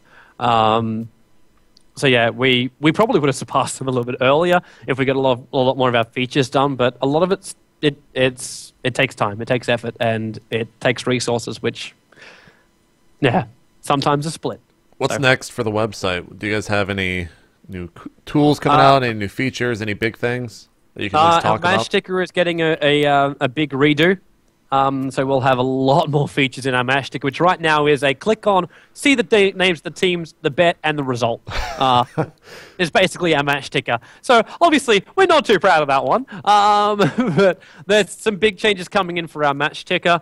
And the way we also show live streams and organize live streams, we're really going to redo that. So we can be, what Team Liquid provides for me for StarCraft, I want to provide and more for Dota 2. Join Dota.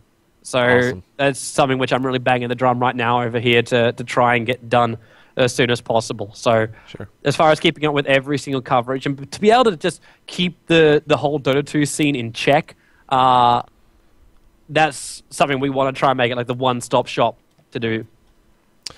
Well, the next topic is one that makes Dota 2 players' blood boil.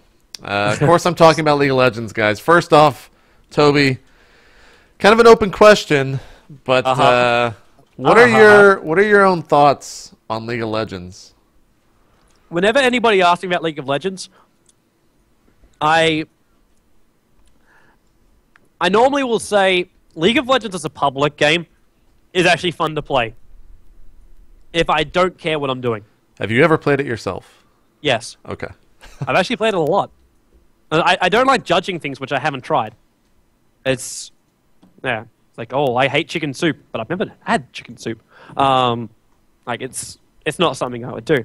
So yeah, when I look at when I look at League of Legends, I say as a public game, I can see its attraction because it has a lot of elements which make Dota so popular because you're always playing with your friends. You've got your networking. You've got all these things that just work. But I look at League of Legends, and every time I do, I get so like people's blood boil, and people like you said, Dota players' blood boils when they look at League of Legends, and most of it's just because they see League of Legends as a threat. They see it as a game that requires a lesser amount of skill to play that can be mastered so quickly, and when I pick it up, I'm not judged by my skill level. I'm judged by what I have bought, what heroes I have access to, what runes I have managed to achieve and buy and enact on my hero. This, for me, frustrates me when I play the game because I can't pick it up and I can't say my skill level will judge the outcome of this game. And that frustrates me. It's what actually frustrates me a lot with World of Warcraft as well. It's a game where you're not judged by your skill level, you're judged by the time you put in. And that annoys the crap out of me with League of Legends. Especially, and this is when I go, that I feel that esports is being used by Riot. Because they said, we want a way to make people have more of a feeling about this game. This is the way I see it, the way I see it. Who knows if they think something else. But I look at League of Legends and go, Riot are pumping so much money in because esports is a chance to fly around the world and be a professional at playing a game which is designed for a casual audience. So you get these beautiful images of a gamer. Like you sit at home and go, I can play this game competitively, and they're going to take me to events like Gamescom. They're going to take me to PAX. They might even fly me down to Korea to play against the Korean players. They're going to fly me to Los Angeles. Let's play in Vegas. Like, you got all these things that you can do, and it's a beautiful, beautiful platter. Like, if I didn't know better, I would say, yeah, please bring that meal over here. I wish to gorge myself. It's a beautiful, beautiful attraction. And then you start going, okay, that's the attraction, but you're doing it for a game which isn't designed that way. It's not designed as a competitive game. What really makes a competitive game? If I flick coins into cups, and I know I gave you this analogy the other night. If I flick coins into a cup, yeah, and I can say, you know what? This should be an Olympic sport. And then you go, okay, well, how do I make it an Olympic sport? Do I spend the money? Do I go to the Olympic board and go, hey, I'm here at your boardroom. Wait, I can actually play my Olympic sport right here in this room. Here's a cup, here's a coin, flick, off we go. Have $5 million and make it an Olympic sport, please. That's what it feels like to me. Flipping a cup and flicking a coin in a cup, or am I playing something that requires a level of skill and is based on that level of skill. That's what makes my blood boil. And I feel I feel like this wonderful, wonderful competitive scene that is being created is being tainted by the way Riot market. It feels used. I feel like I am left alone in a hotel room right now with a very large anal cavity. I'm surprised the rest of the esports scene doesn't feel the same way. And that's the reason why I said before I appreciate DreamHack so much, because they said, you know what? You can't buy the loyalty. You can be here. If you want to be a contender, then you be a contender. But let the community judge you on the game you create, not the industry you try and create around the game. That's where League of Legends, and there's going to be people out there that will go, oh my god, Toby, like, what the hell did you just say? You just ripped on my game. It's like, look at it from an outsider's perspective. This is why I say, don't be a loyalist to a game. Gaming will always change. There will be a new version of a game that will come up. You will have your passion for a game, and you'll want to stick with that game. But don't go, you know what, I am Dota till I die. Because that doesn't help anybody, especially you. Because you're going to get stressed out, you're always going to feel so neglected, you want to promote your game because you feel passionately about it, but you cannot say that this game is going to be the be-all, end-all of all games forever. StarCraft Brood War couldn't last forever. StarCraft 2 was the next logical place to go to. CS 1.6 might not last forever, then Counter-Strike Source came out, and now Counter-Strike Go is coming out. Things progress in the gaming world. It's what must happen. You must always upgrade. You can't play a game on a 10-year-old system because you just don't have the features, and it doesn't increase the level of skill required to play the game. So yeah, that's why I was probably the most happiest when I found out that ICE was going to Valve, because even though Valve didn't support the Counter-Strike community financially, they still said, we got to create games that the community enjoy. And if the community enjoys it, then we've done our job right. That's all that needs to be done. Right. And that for me was always my biggest thing. And I'd be interested to see just how many people play League of Legends if Riot pulled their money out of it. And see League of Legends stand by itself. But the problem Riot are in right now is they've committed so much money that if they pull their money out, the scene dies. The entire League of Legends scene will die, in my mind, because once you've already had this level of gaming, this level of travel, and this level that the players are getting used to, and the prize money, why would you compete for $5,000? It doesn't make any sense anymore for them. It's going to kill their scene. So I would not be a big fan of playing League of Legends because I always know Riot have my balls in their hands. And that's not a comfortable position to be in. I have no desire to cough. How much do you credit League of Legends kind of being the new guy on the scene of this new age of MOBAs? Because they were out first in beta, followed by HAN, and then Dota 2 being the last. Do you think that is one of the biggest reasons why League is so popular today over the other two current age MOBAs? No. It's money. For me, the only reason I see it as popular is money. It's Heroes of New Earth was actually a decent game when it first got created, because it was almost what Dota 2 is today. It was a copy. And then they started going down their own path. They want to make themselves unique. And that was their choice to do. And they hit a couple of hurdles along the way, and the community hated them for it. And some of the community has stuck around. And I give all the best wishes in the world to S2 to hope they can really make their game better for the community. But yeah, that's the reason why I think their scene is dying, is because those hurdles they really hit. As far as League of Legends goes, it's money. It's money and community. They promote themselves correctly. They got themselves exposed. Then their viewer numbers went up. And Dota 2 it's got the community from Dota 1. It's a transition over. It doesn't matter if Dota 2 came out last. This isn't, I beat you first. Because the race is run longer than maybe the 100-meter dash. You've got to go the 400 meters to get around that track. So at the end of the day, it's just like, well, I don't care who's first. Whoever is better should survive longer, in my mind. But money always comes into it. Money always will. It's what keeps the scene functioning. Do you think marketing. League of Legends and Dota 2 can coexist forever, or will there be an eventual boiling point? League of Legends and Dota 2 should coexist. And if people actually find some videos where I answered some of these questions about a year ago, I said League of Legends and Dota 2 should never intersect.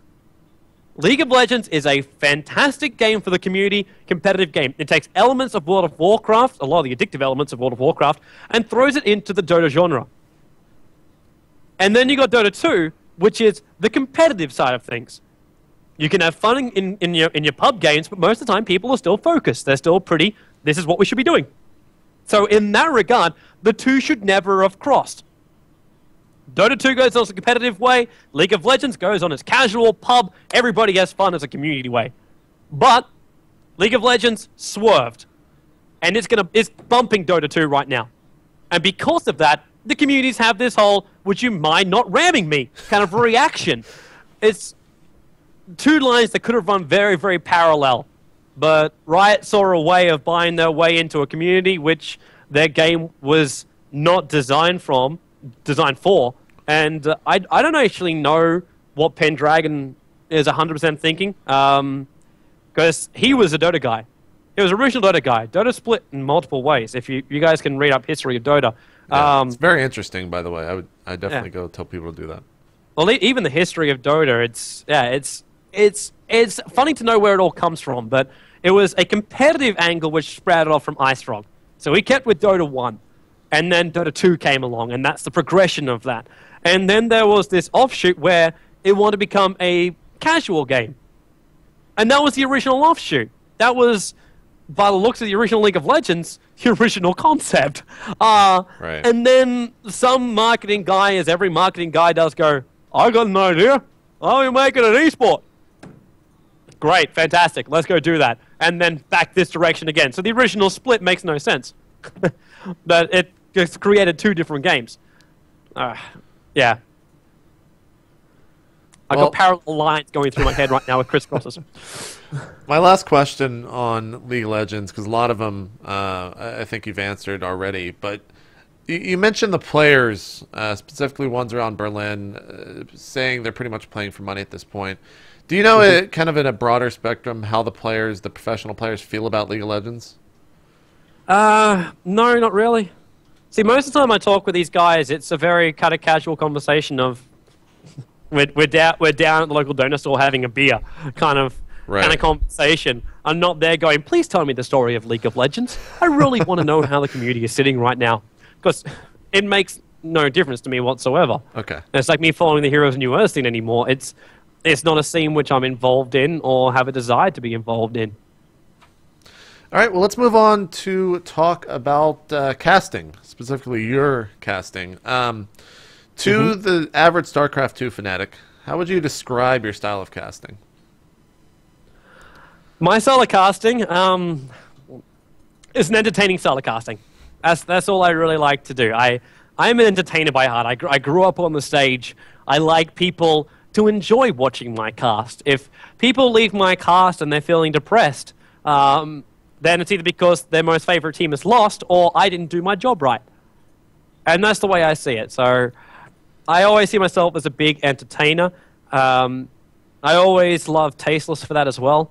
He was one of my big idols when I first started casting a lot, because he was that guy that you wouldn't really care what he was casting. It would be entertaining. Like, I love watching him try and cast Warcraft 3. That clip on YouTube of him casting Warcraft 3. And it's embarrassing to listen to, but I'm laughing and I'm having fun. And I'm just like, that's the kind of feeling I want to give people when they watch my broadcast. That's what I want to give them. I want to communicate the emotions that the players in the game gives me, and I want to communicate that to the people who are watching me. That's my primary goal whenever I commentate. How much do you cast in an average week? Have you worked out the math for that? Depending on the week. Let's say an average week, so non-international week. Non-international week. Could be looking anywhere between 20 hours. Actually, it's probably around average of 20 hours a week. I'd probably cast. So Sometimes more, sometimes less. But I'd say 20 hours would be my average over all the weeks. But for most casters who cast, they're like, yeah, 20 hours worth of casting. Like for people, it's like, oh man, I work a 48-hour job. It's like, if you cast for 1 hour, it's like running a marathon. So basically times every single hour you cast by 3, and that's the level of work you put into a broadcast. When you're a play-by-play commentator, I kind of feel... it's like, why didn't I become the pro strategist? Because I could just sit there on the sidelines going, yeah, I can talk like this all freaking day, not a problem at all. But when you're doing play-by-play, it really, like, the energy you have to pump out to do that kind of stuff, especially if the game sucks. Like, sometimes there are games which are really bad. Is that 80 minutes and 2 kills in that 80 minutes? Oh, this should be a great time. And you got to keep the energy rolling, or else people are just like, well, off. Why would I want to keep watching? There's no point to doing. Yeah. So yeah, in that scenario, I'm just like, well, it takes a lot more out of you, but it's worth it to do it because it means there is no boring game of Dota. And really, there is no boring game of Dota. You can always find something which will spark your interest. Do you worry at all about losing your voice or damaging your vocal cords? Tasteless, for example, I know personally has had trouble with that in the past, especially when he used to scream. And I'm pretty sure he screamed just about as much, if not more. Do you do anything to make sure that you don't damage your vocal cords or mess your voice up at all? He actually said something really true during his talk, his real talk with you, and that was that singers are able to control their voice a lot more, and a lot of the Korean commentators are actually singers or have been trained to control their voices in that way, and I think that's where my musical history does kick in a little bit because I'm able to, I know what's happening in here at all times. Like, I know where I've got to form sound. I know how to create sound. I know what part of my mouth it should be created from. I know what's causing stress when it happens. So me hitting the levels that I do, it doesn't actually cause damage unless I get sick, at which point we're in trouble because I can't control it like I normally do. And that's when I can start to do damage. When I push myself. And that's the reason why over the past week I haven't cast anything. Because after the defense final as well as the Masters, I did actually damage. I did some damage. And if you don't rest properly, it can happen. And sometimes you've just got to push it through. Like, the show must go on. There's certain games you can't just sit back and go, yeah, it's not a problem at all. I don't have to cast this. It's the grand final of the defense. It's fine. I can't do that anyway. I can't sit back when I know there's a match of that importance. So I'll find a way to do it. And the Batman voice people were hearing was actually me it was actually limiting the damage. Because if you try and push your voice back to the point where I normally have it, then I will start to do damage. But when your voice gets sick, there's certain ways I've found as I commentate that you can channel the sound through that while it might sound a little funky, and you can't control your squeak. Like, you ever hear those people, oh, I'm a manager. You hear that come through from people. It's just like, yeah, that guy's got some troubles. But he wouldn't be damaging his voice doing that because if you try and control that, you stress out your vocal cords, and that's when you start to do your damage, when you try and control those uncontrollable things. So you sound like a bit of a dick sometimes, but it'll let you do what you need to do in bad scenarios. So yeah, it's something which I'm very, very aware of, and I hope to reduce the strain at some point, but I don't think it's ever really going to happen. But yeah, if I get sick, it'll be nice to have a backup kind of guy. But we're working on that. What are tournament conditions like for Dota 2 casters? In terms of hours, in terms of just everything, kind of all encompassing. If you're by yourself, you just keep casting. Yeah. The last DreamHack I cast, it was actually nice because Chernobyl made the schedule nice and spaced out. It's like I'd cast at like, when it's done, 10 a.m., not a problem. When we end, probably about midnight. When we do it next day, 10 a.m., midnight, not a problem. 14-hour days, not a problem at all. Like, I don't get affected by that at all. I love that, actually. I really love that because I get to carry my momentum through the entire time.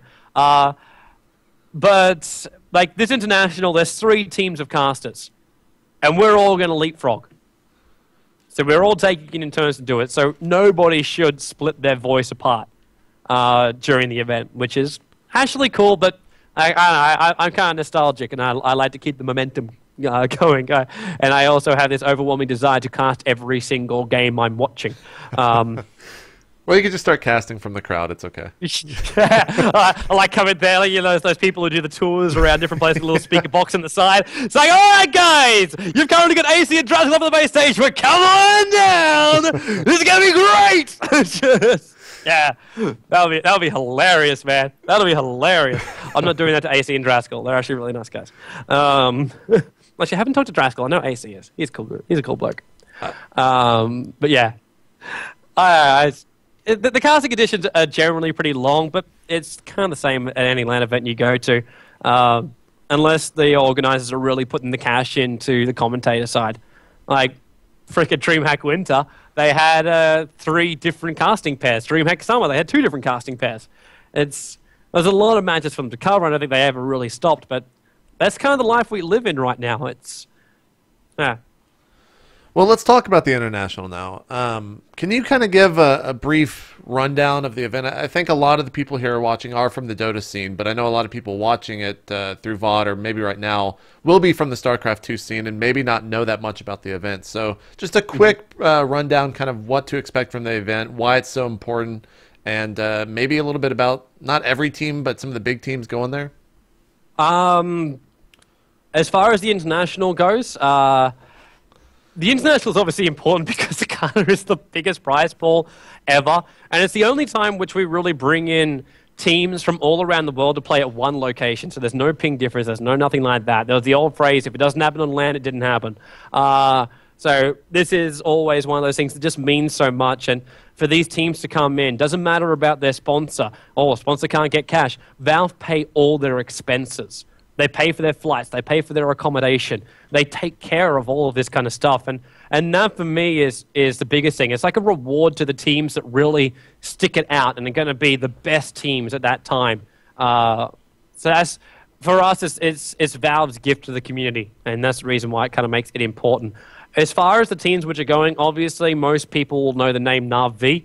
Na'Vi were the winners of the last international. If you actually even look in the game, inside the bases of the Dire and the Radiant, there's a little shield there that displays with the Na'Vi colors, as well as having it, if you click on it, the international champions Na'Vi. They'll obviously be changed in about a week's time. But there's these little things that just say, yeah, Na'Vi is awesome. And really, they are a good team. They've had a bit of a bump along the way, so they weren't really... If you looked at them 3 months ago, you would say these guys will not win the international. I would even put them top 8. They would be strong, but it would be difficult for them to win, and they would need good matchups that would suit them well. The big teams coming out from, like, we got a lot of teams from China. Like, we got LGD, we got DK, we got eHome. There's more as well. Invictus Gaming is coming. They're a lot of the dark horses. We don't know what's really going to come out of China and how they're going to do once they play with no delay. Because they've been playing in tournaments like the BTS, like we had earlier today, IG going up against CLG. A team from Sweden, and they're playing on a delay. And at the end of the day, sorry, spoiler alert for people who watch it, CLG ended up taking it out 2-1. But IG, you looked at their decisions, you looked at their play style, and you're going to say, if both these teams were equal on the same amount of delay, and they can play the style of they're used to, like you can get yourself, like playing as an Australian, who get used to playing on delay. It's the reason why Absolute Legends was such a big team when they first came into the Dota 2 scene, because they're used to playing on delay, and the picks would be oriented. That's not a word. They'll be focused to work with delay.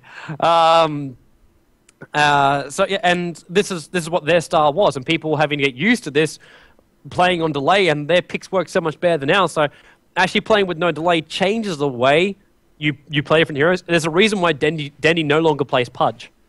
It's because on a delay, it doesn't work. You can't do these split-second maneuvers that you need to do. It's better just to have a big area of effects. Like, SK Epicenter, pretty sure that's going to hit everything because it's a huge-ass radius. These things work. So you design your picks to work for your latency. And that's what's going to be so different about this international, that all the picks are going to be very, very different to what people have been watching in the online competitions. Because it's a different style, there's different secret strats, because every team has a secret strat when they come into a LAN event like this, especially at this level. You want to be able, during the draft, it is such a mind game to work out what the other team is doing, especially at a LAN event. Most of the time, some people are very cool and calculated, and they're very predictable in the way they draft, because the way they draft is very solid. But then there's some other people who just throw your mind out the window. Art Style was praised for that one. He was the captain of Na'Vi. He's now the captain of Dara, another team which is attending this international. And Puppy is another one that did it. He did it really well when he used to play for GGNet. He left GGNet to go and play for Na'Vi before the first international, and GGNet kind of fell apart. They were the team to not win a single game in the first international. So, good memories for them. Shout out to Kev if he ever tunes in. But yeah, it's the teams which are coming in, I think they've got a lot of surprises up their sleeves. I don't think anyone can really count one team out, but there's definitely teams which are at the bottom of the pool. Like Moscow 5 and Dara have really been out of form of late. But they're very aggressive teams. They can make a lot happen. Absolute Legends, I don't think anybody ranks them up highly, but that's also a dangerous thing. They're an Australian underdog. It's a dangerous thing. They bite. MTW, like they lost World Cyber Games this weekend. They lost up against We Has Asians as well as Copenhagen Wolves, two teams who are not in the international. So they're struggling. But the international will be a different scenario as well. It's Orange, MUFC, two teams as well who have not been performing at all. But they have so much LAN experience in their lineup as well that they might be used to it, and they will always have a secret plan. You can never predict LAN events. So difficult to do so. You can roughly predict it, but that's it. What's the qualifying like? How are these teams selected? Was it invite only? Was there a big qualifier for it? How did these 16 teams? There were two qualifiers. Okay. There were two qualifiers. One for the East, one for the West. Okay, gotcha. There were 8 teams invited for each of the qualifiers. Only one team could get through. Qualifiers were basically a double elimination bracket with best of 3s all the way to a best of 3 grand final. All the other teams were invites only. They were invited by Valve themselves. Okay. In terms of production, I watched last year's international. Was super excited. First thing happened, and I hear you come over. It sounds like you're talking through a box with a wire connected to it. There's no cameras. There's no stage. We don't get to see any players. All we see is in-game. It was the first big reveal of Dota. What can we expect this year? Can we expect the stage? Can we expect all the bells and whistles? This year, you can expect a crap ton more. Like a crap ton more. Well, I mean, that just means like shots of the players, man. I mean, what, can you go into it a little bit? What we can full on production team? I cannot. Okay. I cannot. All I can say is expect so much more. Okay. Than the original. Yeah. The original was also pretty hard because it was done at Gamescom. Right. And Gamescom's a loud place. And for it came through. It came through. Any person that wants to book a booth at Gamescom, don't do it next to Razer. They have a rave party. It's not where you want to be. Unless you want to go and see Razer stuff, at which point go and hell do it. But you don't want to have a broadcast going out right next to Razer. I couldn't even hear my co-commentator. We had like noise-canceling headphones and them cranking it up, and I could not hear Slash, and Slash couldn't hear me. It was sometimes horrible. And the boxes weren't entirely soundproofed, and we had to crank out. Like, normally, at a normal level, the boxes would have actually been adequate. But we had to crank our PA system up so much so the people inside the area of the international could hear the commentators. Because the noise from around was just so loud that we had to crank it up, and it forced the subs to get so loud that even looking over the top of Roshan will create a boom, boom, boom sound that would go through the feet of the players so they would know Roshan is currently being attacked. So we had to be really careful with different things we were saying, and I was just like, oh, God. It didn't go well. The equipment was actually state-of-the-art. The Valve they brought in state-of-the-art equipment to do all the audio broadcasting. That was great. But, yeah, they definitely lacked on a big personal level. And that is something which I was asking them to fix. And Good. I believe this time around they have done so. I haven't seen the final plans. All I know is what I've requested and what I've been told they will probably be doing. But I won't know until I arrive myself on Wednesday evening. Will you be in charge of the production, or will they have a team for it? Do you know?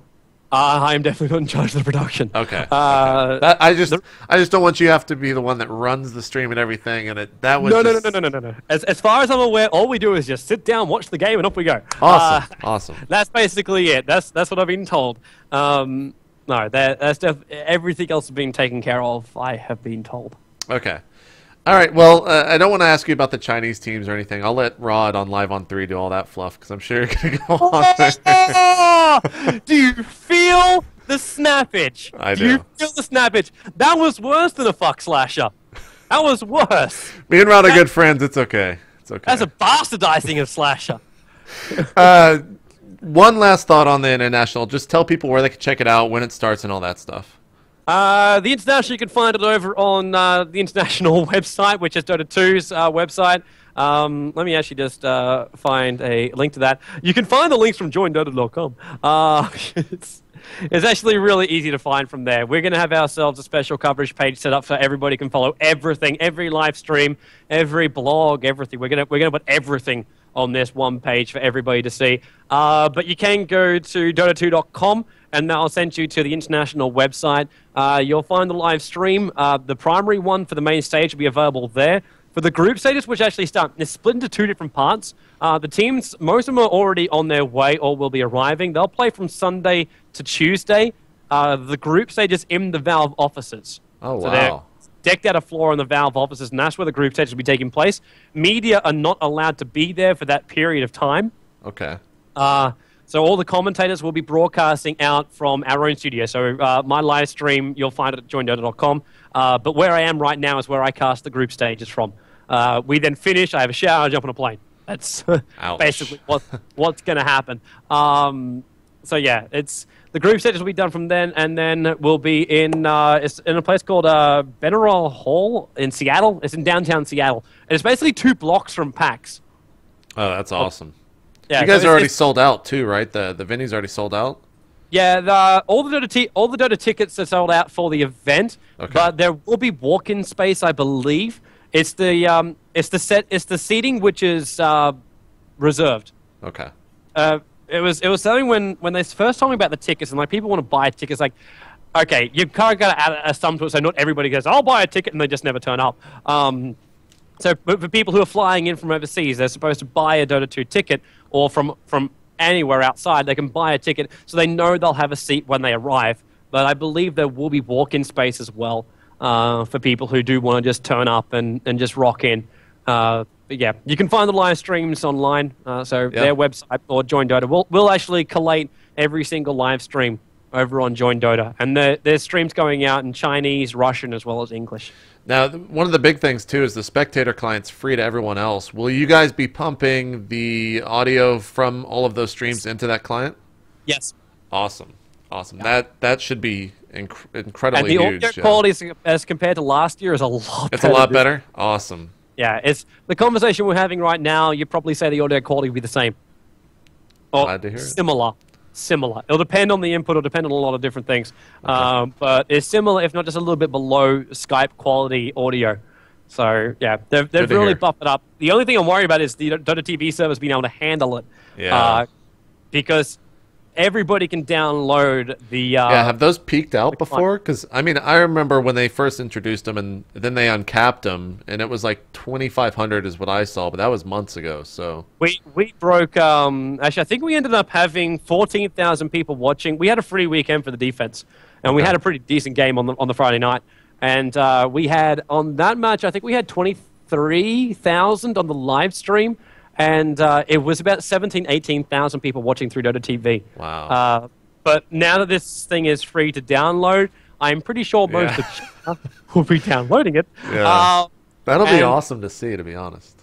The Dota TV numbers will probably outstrip completely the live stream numbers. But I think a lot of people are also going to realize, too, the Dota TV is just the game. You don't see the players. You don't see anything like that. Right. And because of that, Dota TV, I don't think will ever fully take over the normal broadcasting like what we're doing right now through your stream, Sure. what I do every single day on the Join Dota live stream. I don't think Dota TV will ever eclipse it completely because there's still that personal level that people want. And when you're at a LAN event, you want to see the face. Like, that was the first complaint you had about the last international. Yeah. I couldn't see the people. And then people are like, oh, man, I'm going to watch your Dota TV. I'm like, well, that's great for you, but you won't see the people. You'll see the game and the raw game. You'll be able to hear us come through. But, like, I know there's a guy on Reddit who also posted up, and he's just like, man, can't you, like, insert, like, a webcam into the game that can stream out, that you can maybe cut different angles out so it all stays inside the game? It's like, no, that's what a live stream is for. Yeah. And I don't think people also realize the amount of load that would take for a computer, not to mention the Dota TV servers to pump out. It's a lot, man. It is a lot.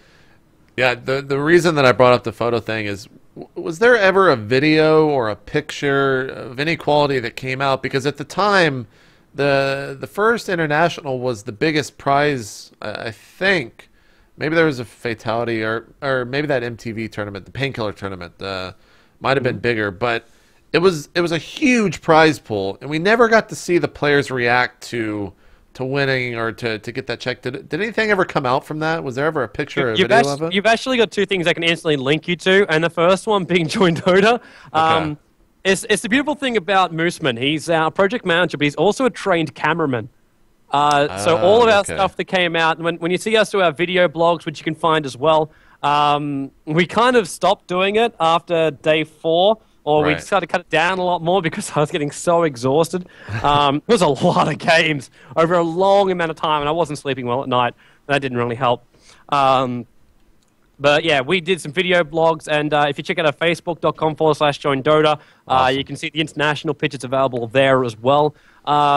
But there's also a documentary. The trailer got released recently. It was exclusively up on Game Trailers. But there's a big documentary coming out. There was basically a TV crew. A TV crew was on site there, and they were trailing a couple of the big players. People saw Fear, people saw Melk in the trailer, as well as I think it was HYHY was also in it as well. And this documentary is coming out. The trailer's only been done. For those guys wondering what my trip to Valve was all about, that's what it was all about. Okay. I can say that now because people have heard my voice on the trailer. So yeah, when this thing comes out, I think a lot of people, like everybody in esports, be you Dota, be you not, and people who aren't even in esports, if they want to understand what happens with a player, what esports is all about, they're going to watch this documentary. And like I remember watching it, and there was one of the points there where I was getting really choked up. And it was following Fear at the international, and it was actually really emotional to watch something like this, and it kind of helped too because it was flooding back all the emotions you get at a LAN event from the original international, and you're starting to feel that. It's just like this overwhelming feel to like, I want to feel this again. I want to be at another international. I want to do this so much. And I think they did a really, really good job of, and I was only watching a first cut version of it, and I hadn't finished it. So I cannot wait. I was praying that it will be done for the international, and they might still surprise me and say, "Hey, we're trolling you, Toby. It's actually done." Yeah, it'd be a great promotional thing to release it the day before on Steam or something like that. I'm super excited for it. You know, all the StarCraft has its fair share of documentaries, but we won't see really the light of them except for Liquid Rising, which was really just a series of interviews. But 2013 is our big year for that, so I'm really looking forward to that. Do you know anything about the production crew behind that? You're talking for the international documentary? Yes. It's basically a crew of Valve staff members. Obviously, big shout out to Jeff and Phil if they're watching this one. Because I know I was telling you before that Jeff, one of the guys in the picture, was actually working on Avatar. He worked on Avatar. I can't remember exactly That's what wild. he did in Avatar. But I'm pretty sure if people Google Jeff, is his last name Une, or I can't pronounce his last name. I actually don't remember his last name.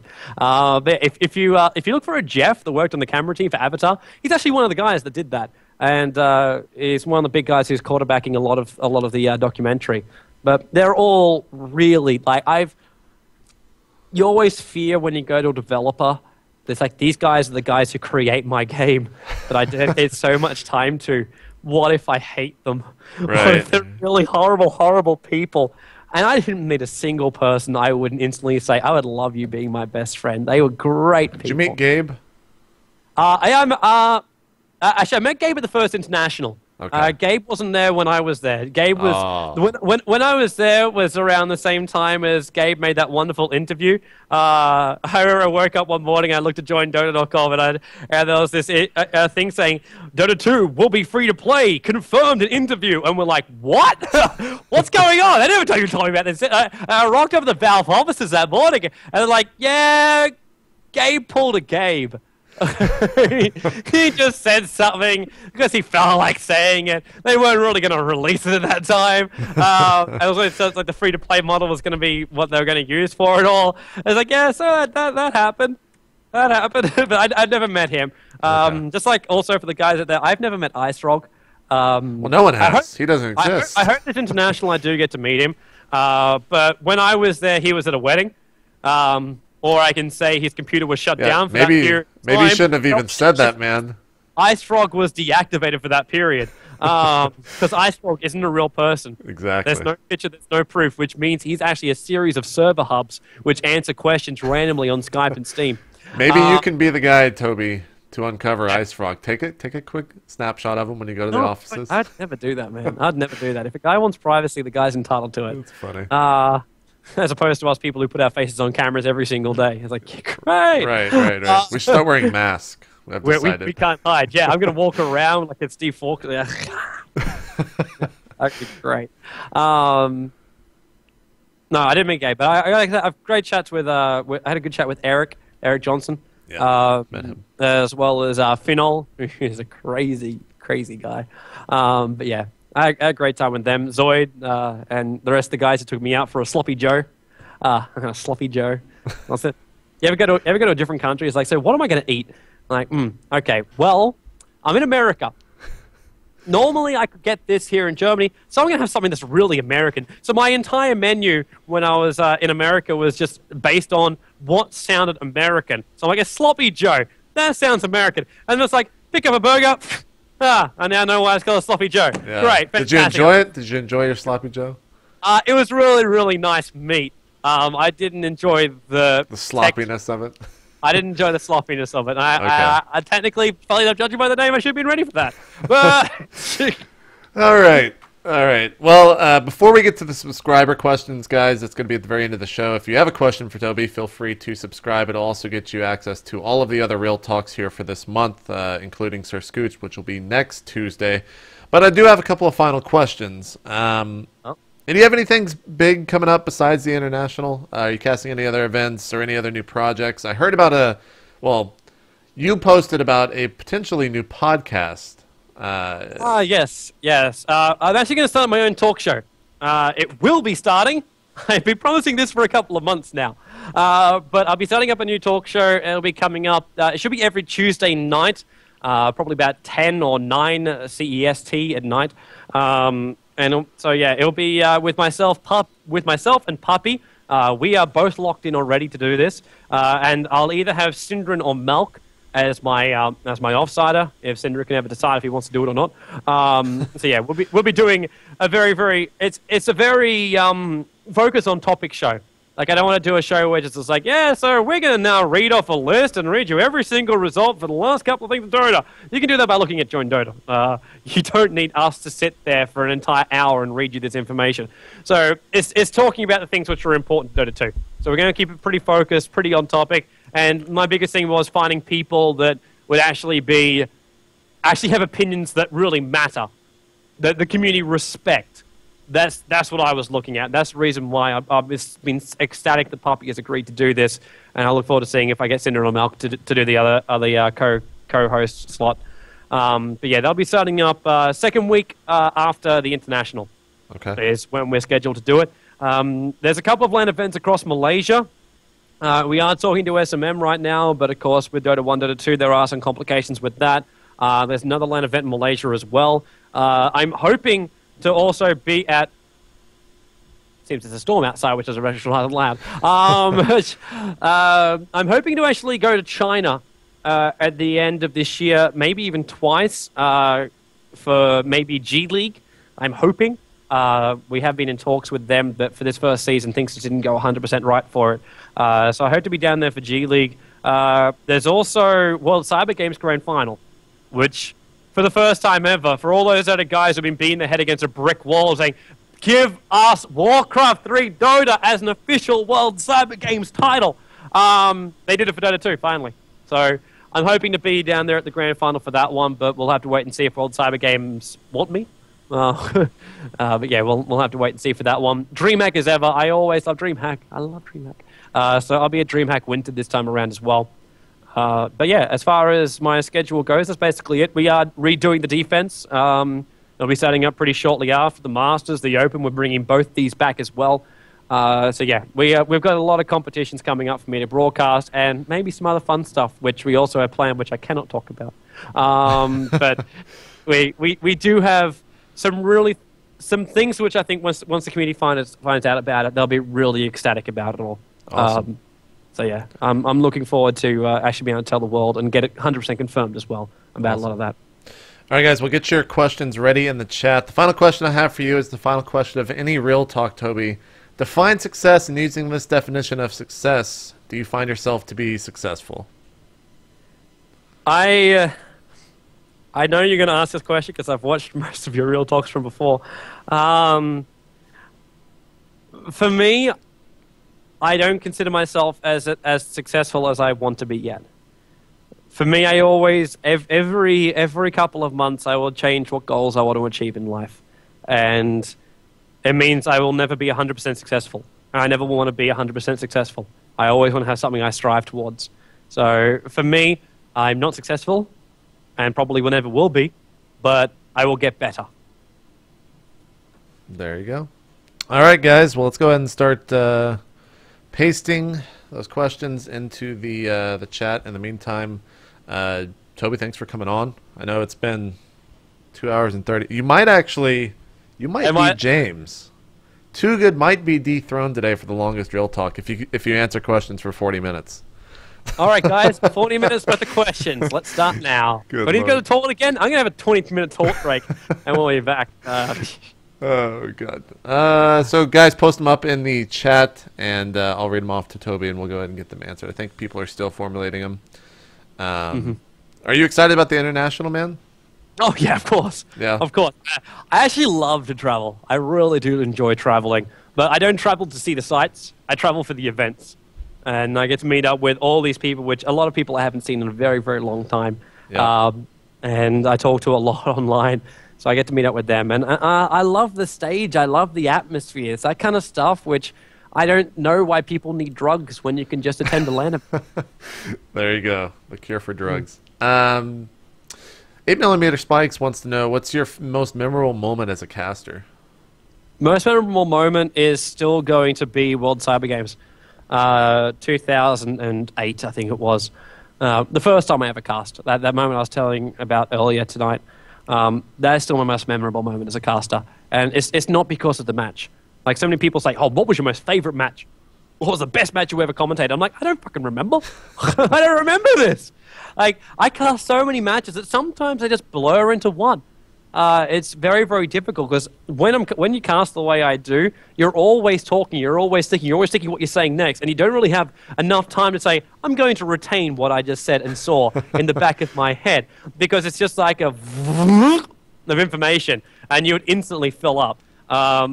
So at the end of the day, I can never really say what was my most exciting game, just my most exciting feeling. And that was definitely World Cyber Games in Singapore. That's why I always want to go back to Singapore. It'd be great if Next International was actually hosted in Singapore. I think they would love that. But during the cool season, which is never, but during the cooler season, I should say. From MRX 101, what's your opinion of RNG, such as heroes like Chaos Knight, and what do you think should be the limits of RNG in esports? Sorry, what? What is your opinion of RNG on such heroes like Chaos Knight? CK, I assume that's Chaos Knight. Yeah. I'm just wondering what he means by RNG, because there's so many different people that talk about they chop it down, and for those guys go like, oh, I'm going to use mechanic talk. It's not the best with me. I guess his follow-up or his later question is, what do you think should be the limits of RNG in esports? Random number generators. Oh, okay. I didn't. Now we can go with something. I didn't understand you didn't. Yeah. If you use the simple words of chance, the random number generators. Yeah. Because this is actually it's a topic too. Because I know Heroes of New Earth they fooled around a little bit this as well. Like right-clicking uphill, you have a chance to miss. That's a random number generator. Your random chance to crit. All these random chances you have. So sometimes you can get yourself into an amazing position, and sometimes you can't. I remember one moment with Sing Sing.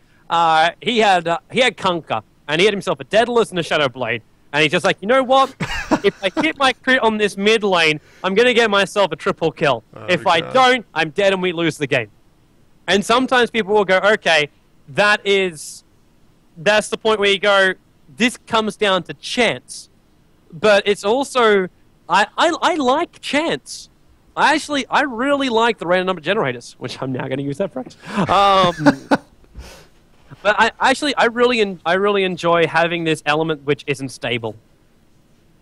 Because you're never 100% sure, like, oh, I'm playing tennis. Am I sure I'm going to hit this over? No, you've got the chance for mistake. There's not a single time I can get a crit hit with a samurai sword every single time in real life. It doesn't exist. What you've got to do is prepare yourself to either get that crit or not get that crit. And weigh up, is it worth me trying to go in and make the most of this random part of the game? It's a game of chance doesn't always happen. It's calculated luck. Is a better way of putting it. I like it. I like it. It adds a different element, and I hope it stays in the game for as long as possible, if not forever. Another question from T-Potted. I believe pro players make the best co-commentators for any caster. More so than any other game, do you think organizations/tournaments should start hiring players to cast? The problem you've got, and this is a problem which a lot of people, when they tune into my broadcasts, they see this, that a pro player needs to be committed to a certain level to his team. He's got to be committed to perform, and that means that distractions of commentating are not always the best things for them. It's the reason why I try to get a nice pool of my best co-casters out of multiple teams. Because then you're right. Everyone who says pro gamers are best commentators, I 100% agree. I 100% agree. There are things which I cannot say because I just don't know. You need to have a co-commentator who brings in that professional gaming element. Without it, the cast does miss a very important element in my mind. It's the reason why solo casting I can do, but I prefer dual casting as often as possible because it lets you do so much more, and it gives a user so much more insight into what the team is 100% thinking. I go with it. But in the world of esports, you can't always have a pro player being a commentator. They have to focus on their team. They have to focus on their events. The closest you can always get are people who are very analytical, that are able to decode it. And even then, to a point, like, you've got to be careful with those people as well. You can decode a game to a certain point, but people who are normally like that, and there's most people I meet who take up that role in commentary, are very, well, they can get arrogant very fast. Because when you're questioned about what you believe is the right build for an anti-mage, or for this, or for that, then you've got to get opinionated, because you've got to say, this is my opinion. And the way you communicate that opinion doesn't always work well for gamers, because not all gamers have great communication skills. They are guys that, in fact, can have the worst communication skills in the world because they're just not used to it. And they'll say anything online, and people will flame, and then you'll start getting irate, and then you'll have to be more defensive about your opinions. And it can cause a real horrible thing. And that's the reason why, like I was saying, we talked about it, I want to have people whose opinions matter, because if you have people like Puppy, if you have people like Syndrome, people like Milk, who have got so much experience in the community, and they say, I do this for this reason, people go, that is genius. Because they instantly go, this guy's opinion is respected because it works and has been proven to work. And because of that, everyone wants them as a co-commentator, because they add an element of officialness to it all, which you can't bring as just an observer. You can say a lot, but you cannot bring the level they bring. But yeah, It's finding the gap between them both. And I think that's why I actually, as far as co-commentators go, Artosis, for me, is actually my favorite co-commentator in the world.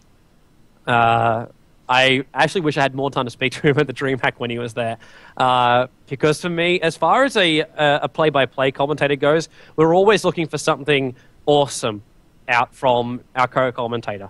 That insight we need, but doing it in a happy, friendly way. A lot of people who give insight are not happy and friendly. They're very depressed because all they do is just sit there looking at stats. But Artosis is just, he's got nerdiness, intelligence with quirk. And you combine the three of those together, and he makes for the best compilation of a co-commentator. That's why I always look at Synderen as my version of Artosis, because he gives me most of those elements. A follow-up on that question from Newar. Do you plan on having a permanent co-caster?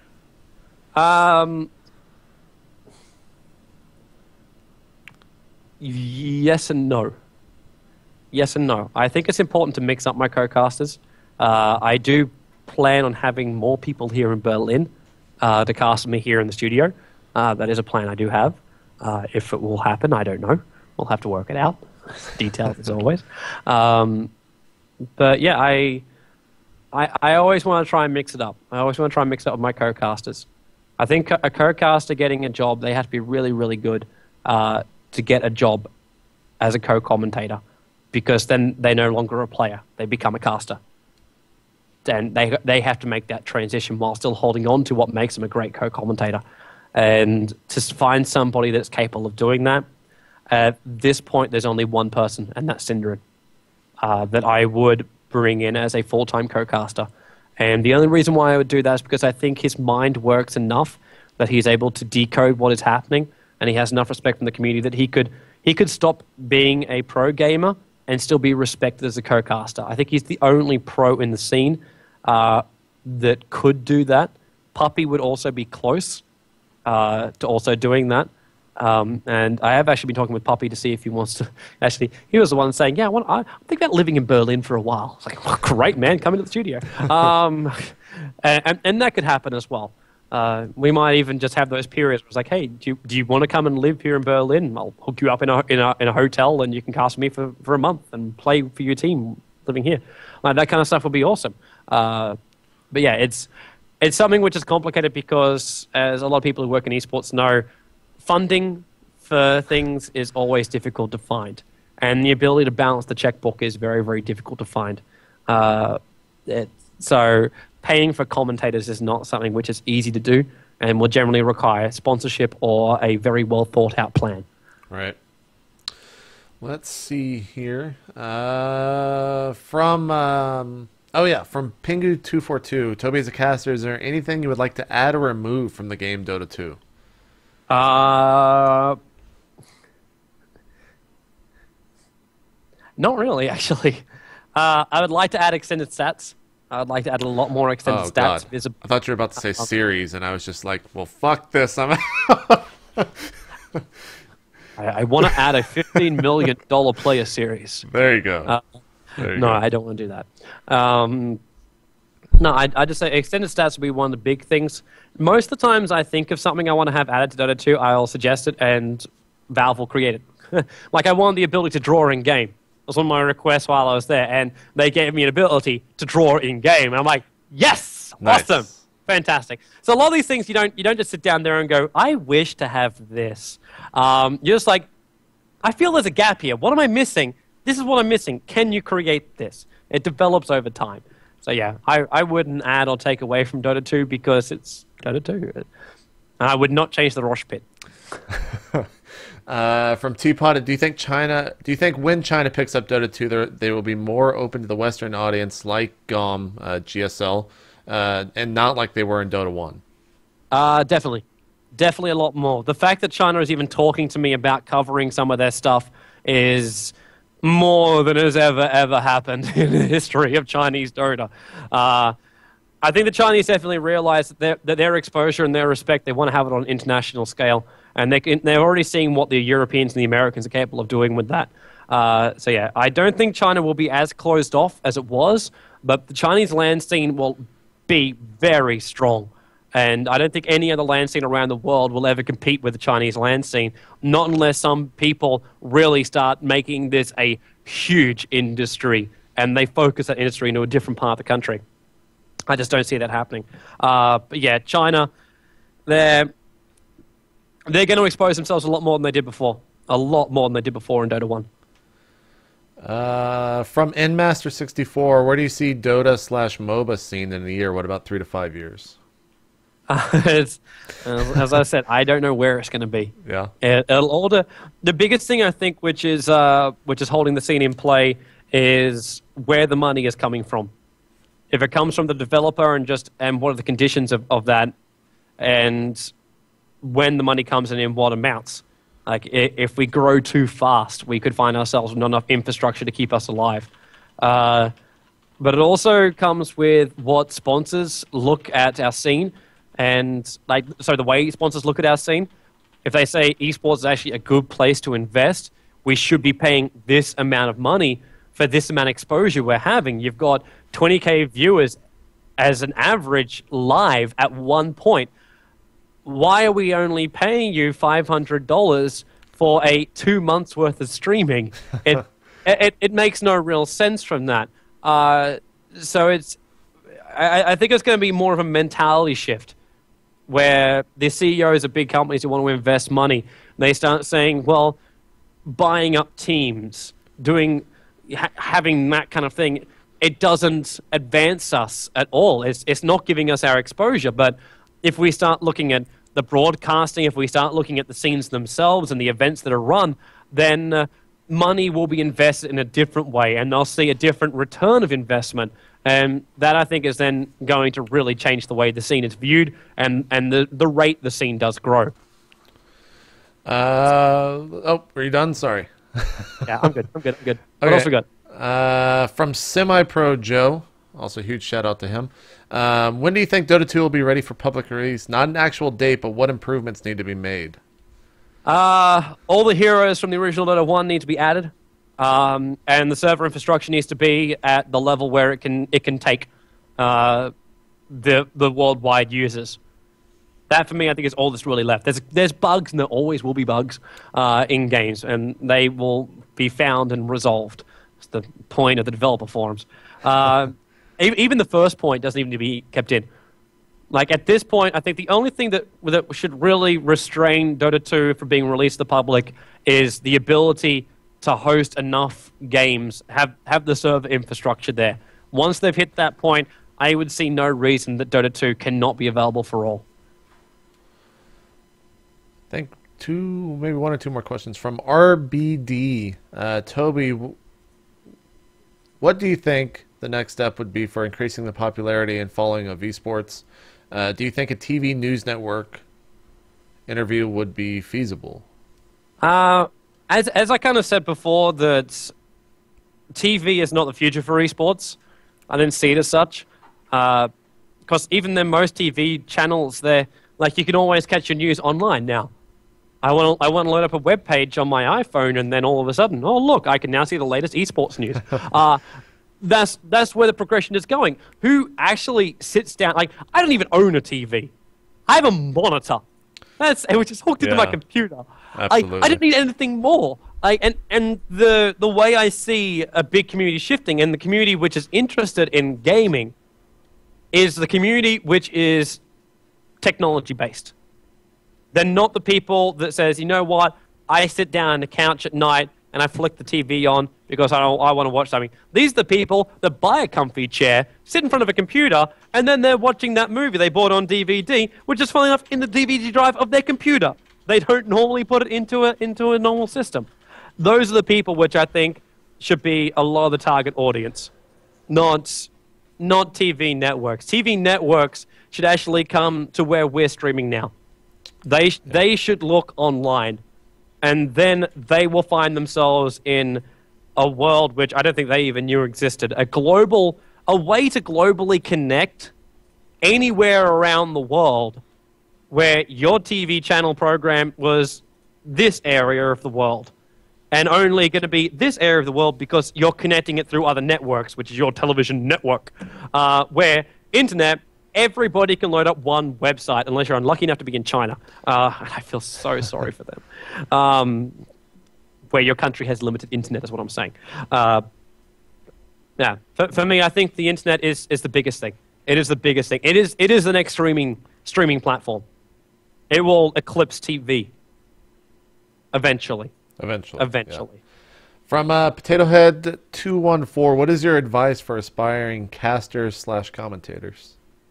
Advice for new commentators: get a thick skin, learn to take insults. You will get them. It doesn't matter who you are, doesn't matter how big you get, you will get insulted. No matter what happens, people will love you and people will insult you. I feel like I should put that troll pick up. those small amounts of people that will insult you will be the most outspoken people and will make you think that 95% of people hate you. But they are actually probably about 1%. They're just bloody loud people. If you are going to commentate, don't do it for the money. It's the wrong motivation and will not get you far. You'll find yourself burning out saying this money is not worth it. Oh, I'm in a 9-to-5 job. What am I doing? I'm commentating every day.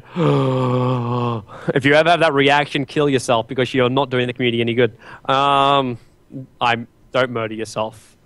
Maybe just hit yourself a couple of times till you wake up. The one thing which I think I find most frustrating about most commentators is they don't stick around.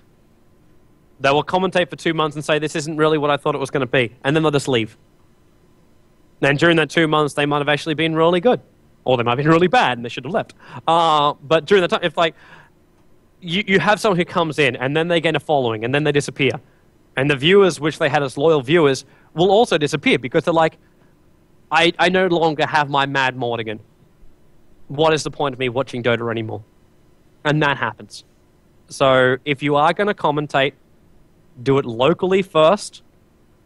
Get your little fan base out of your local scene first and get them to give you feedback and then go international.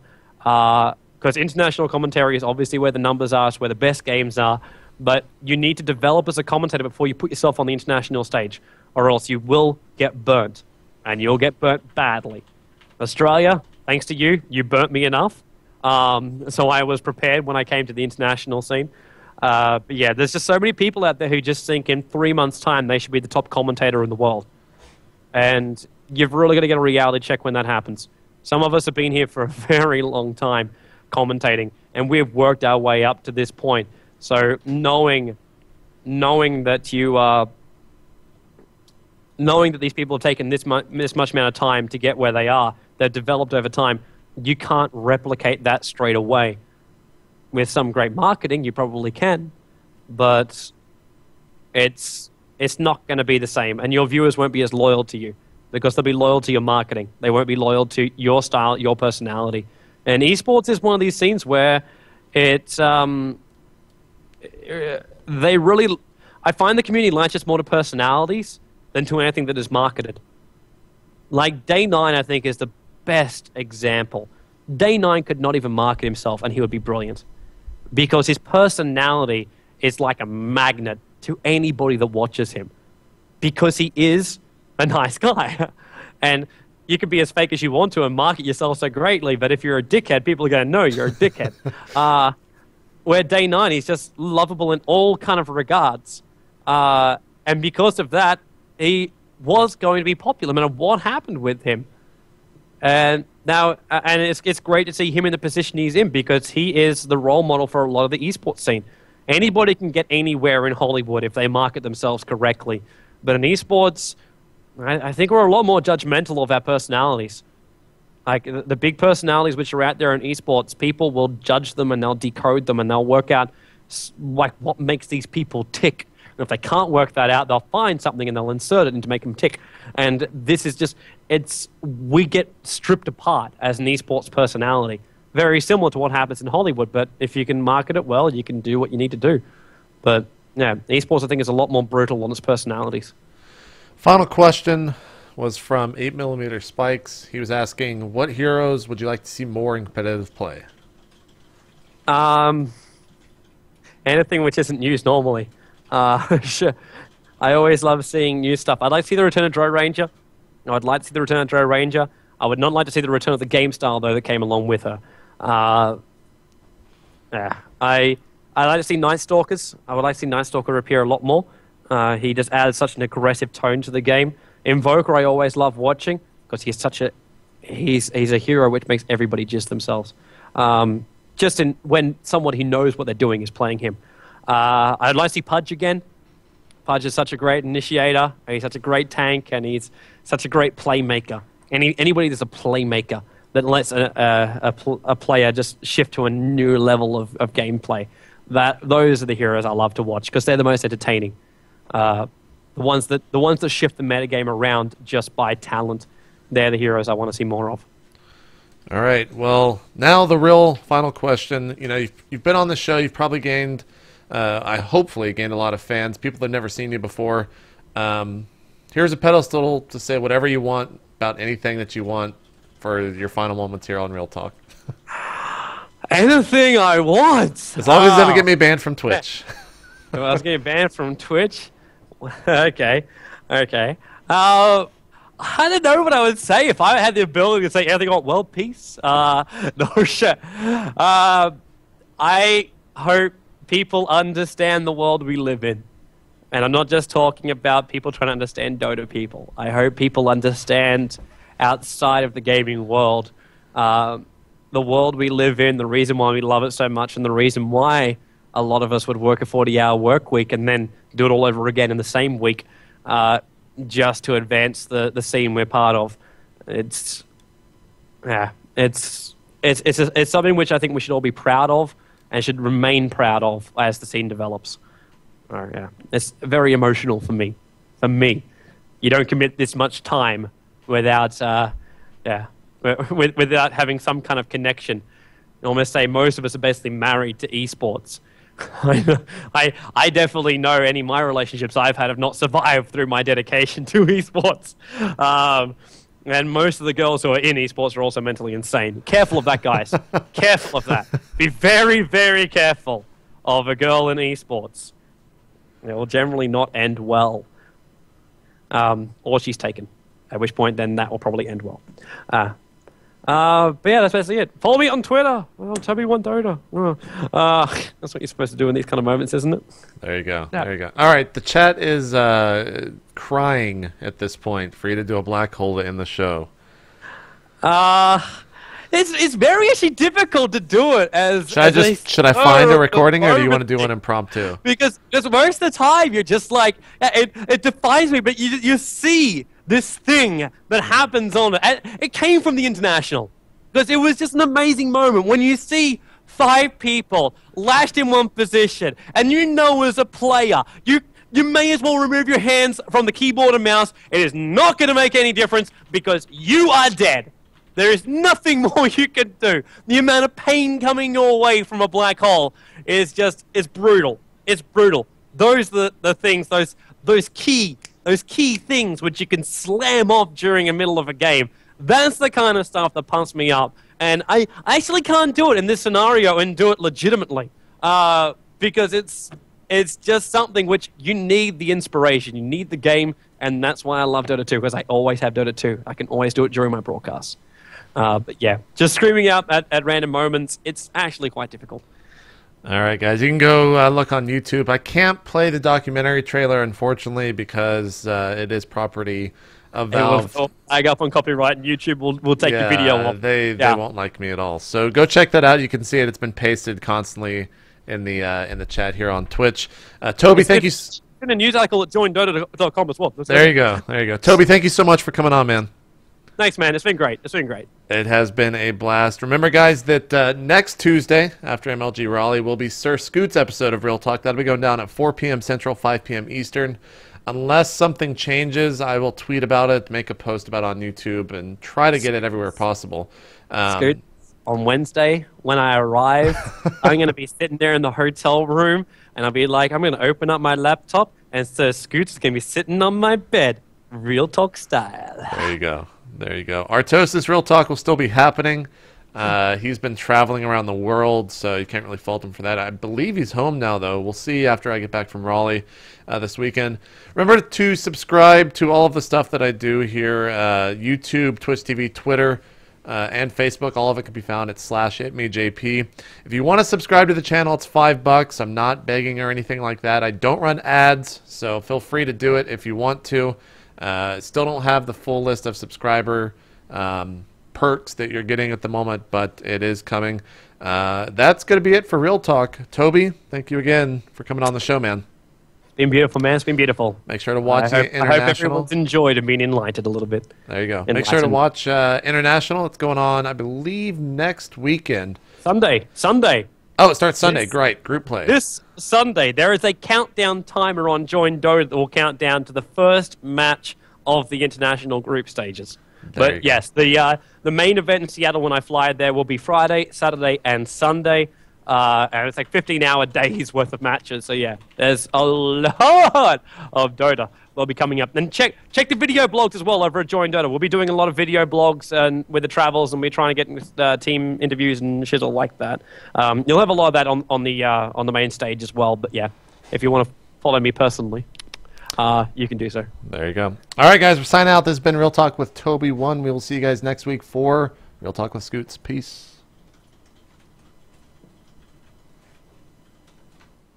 If this courier goes down, don't let the courier die. Don't let the courier die. There's a lot of money on that, but Revolves is more important. He gets caught out. Enigma! Black hole! It's got the 4 of them! And then the Beastmaster Raw! It is a catastrophe! Monkey just basically got done on the bars.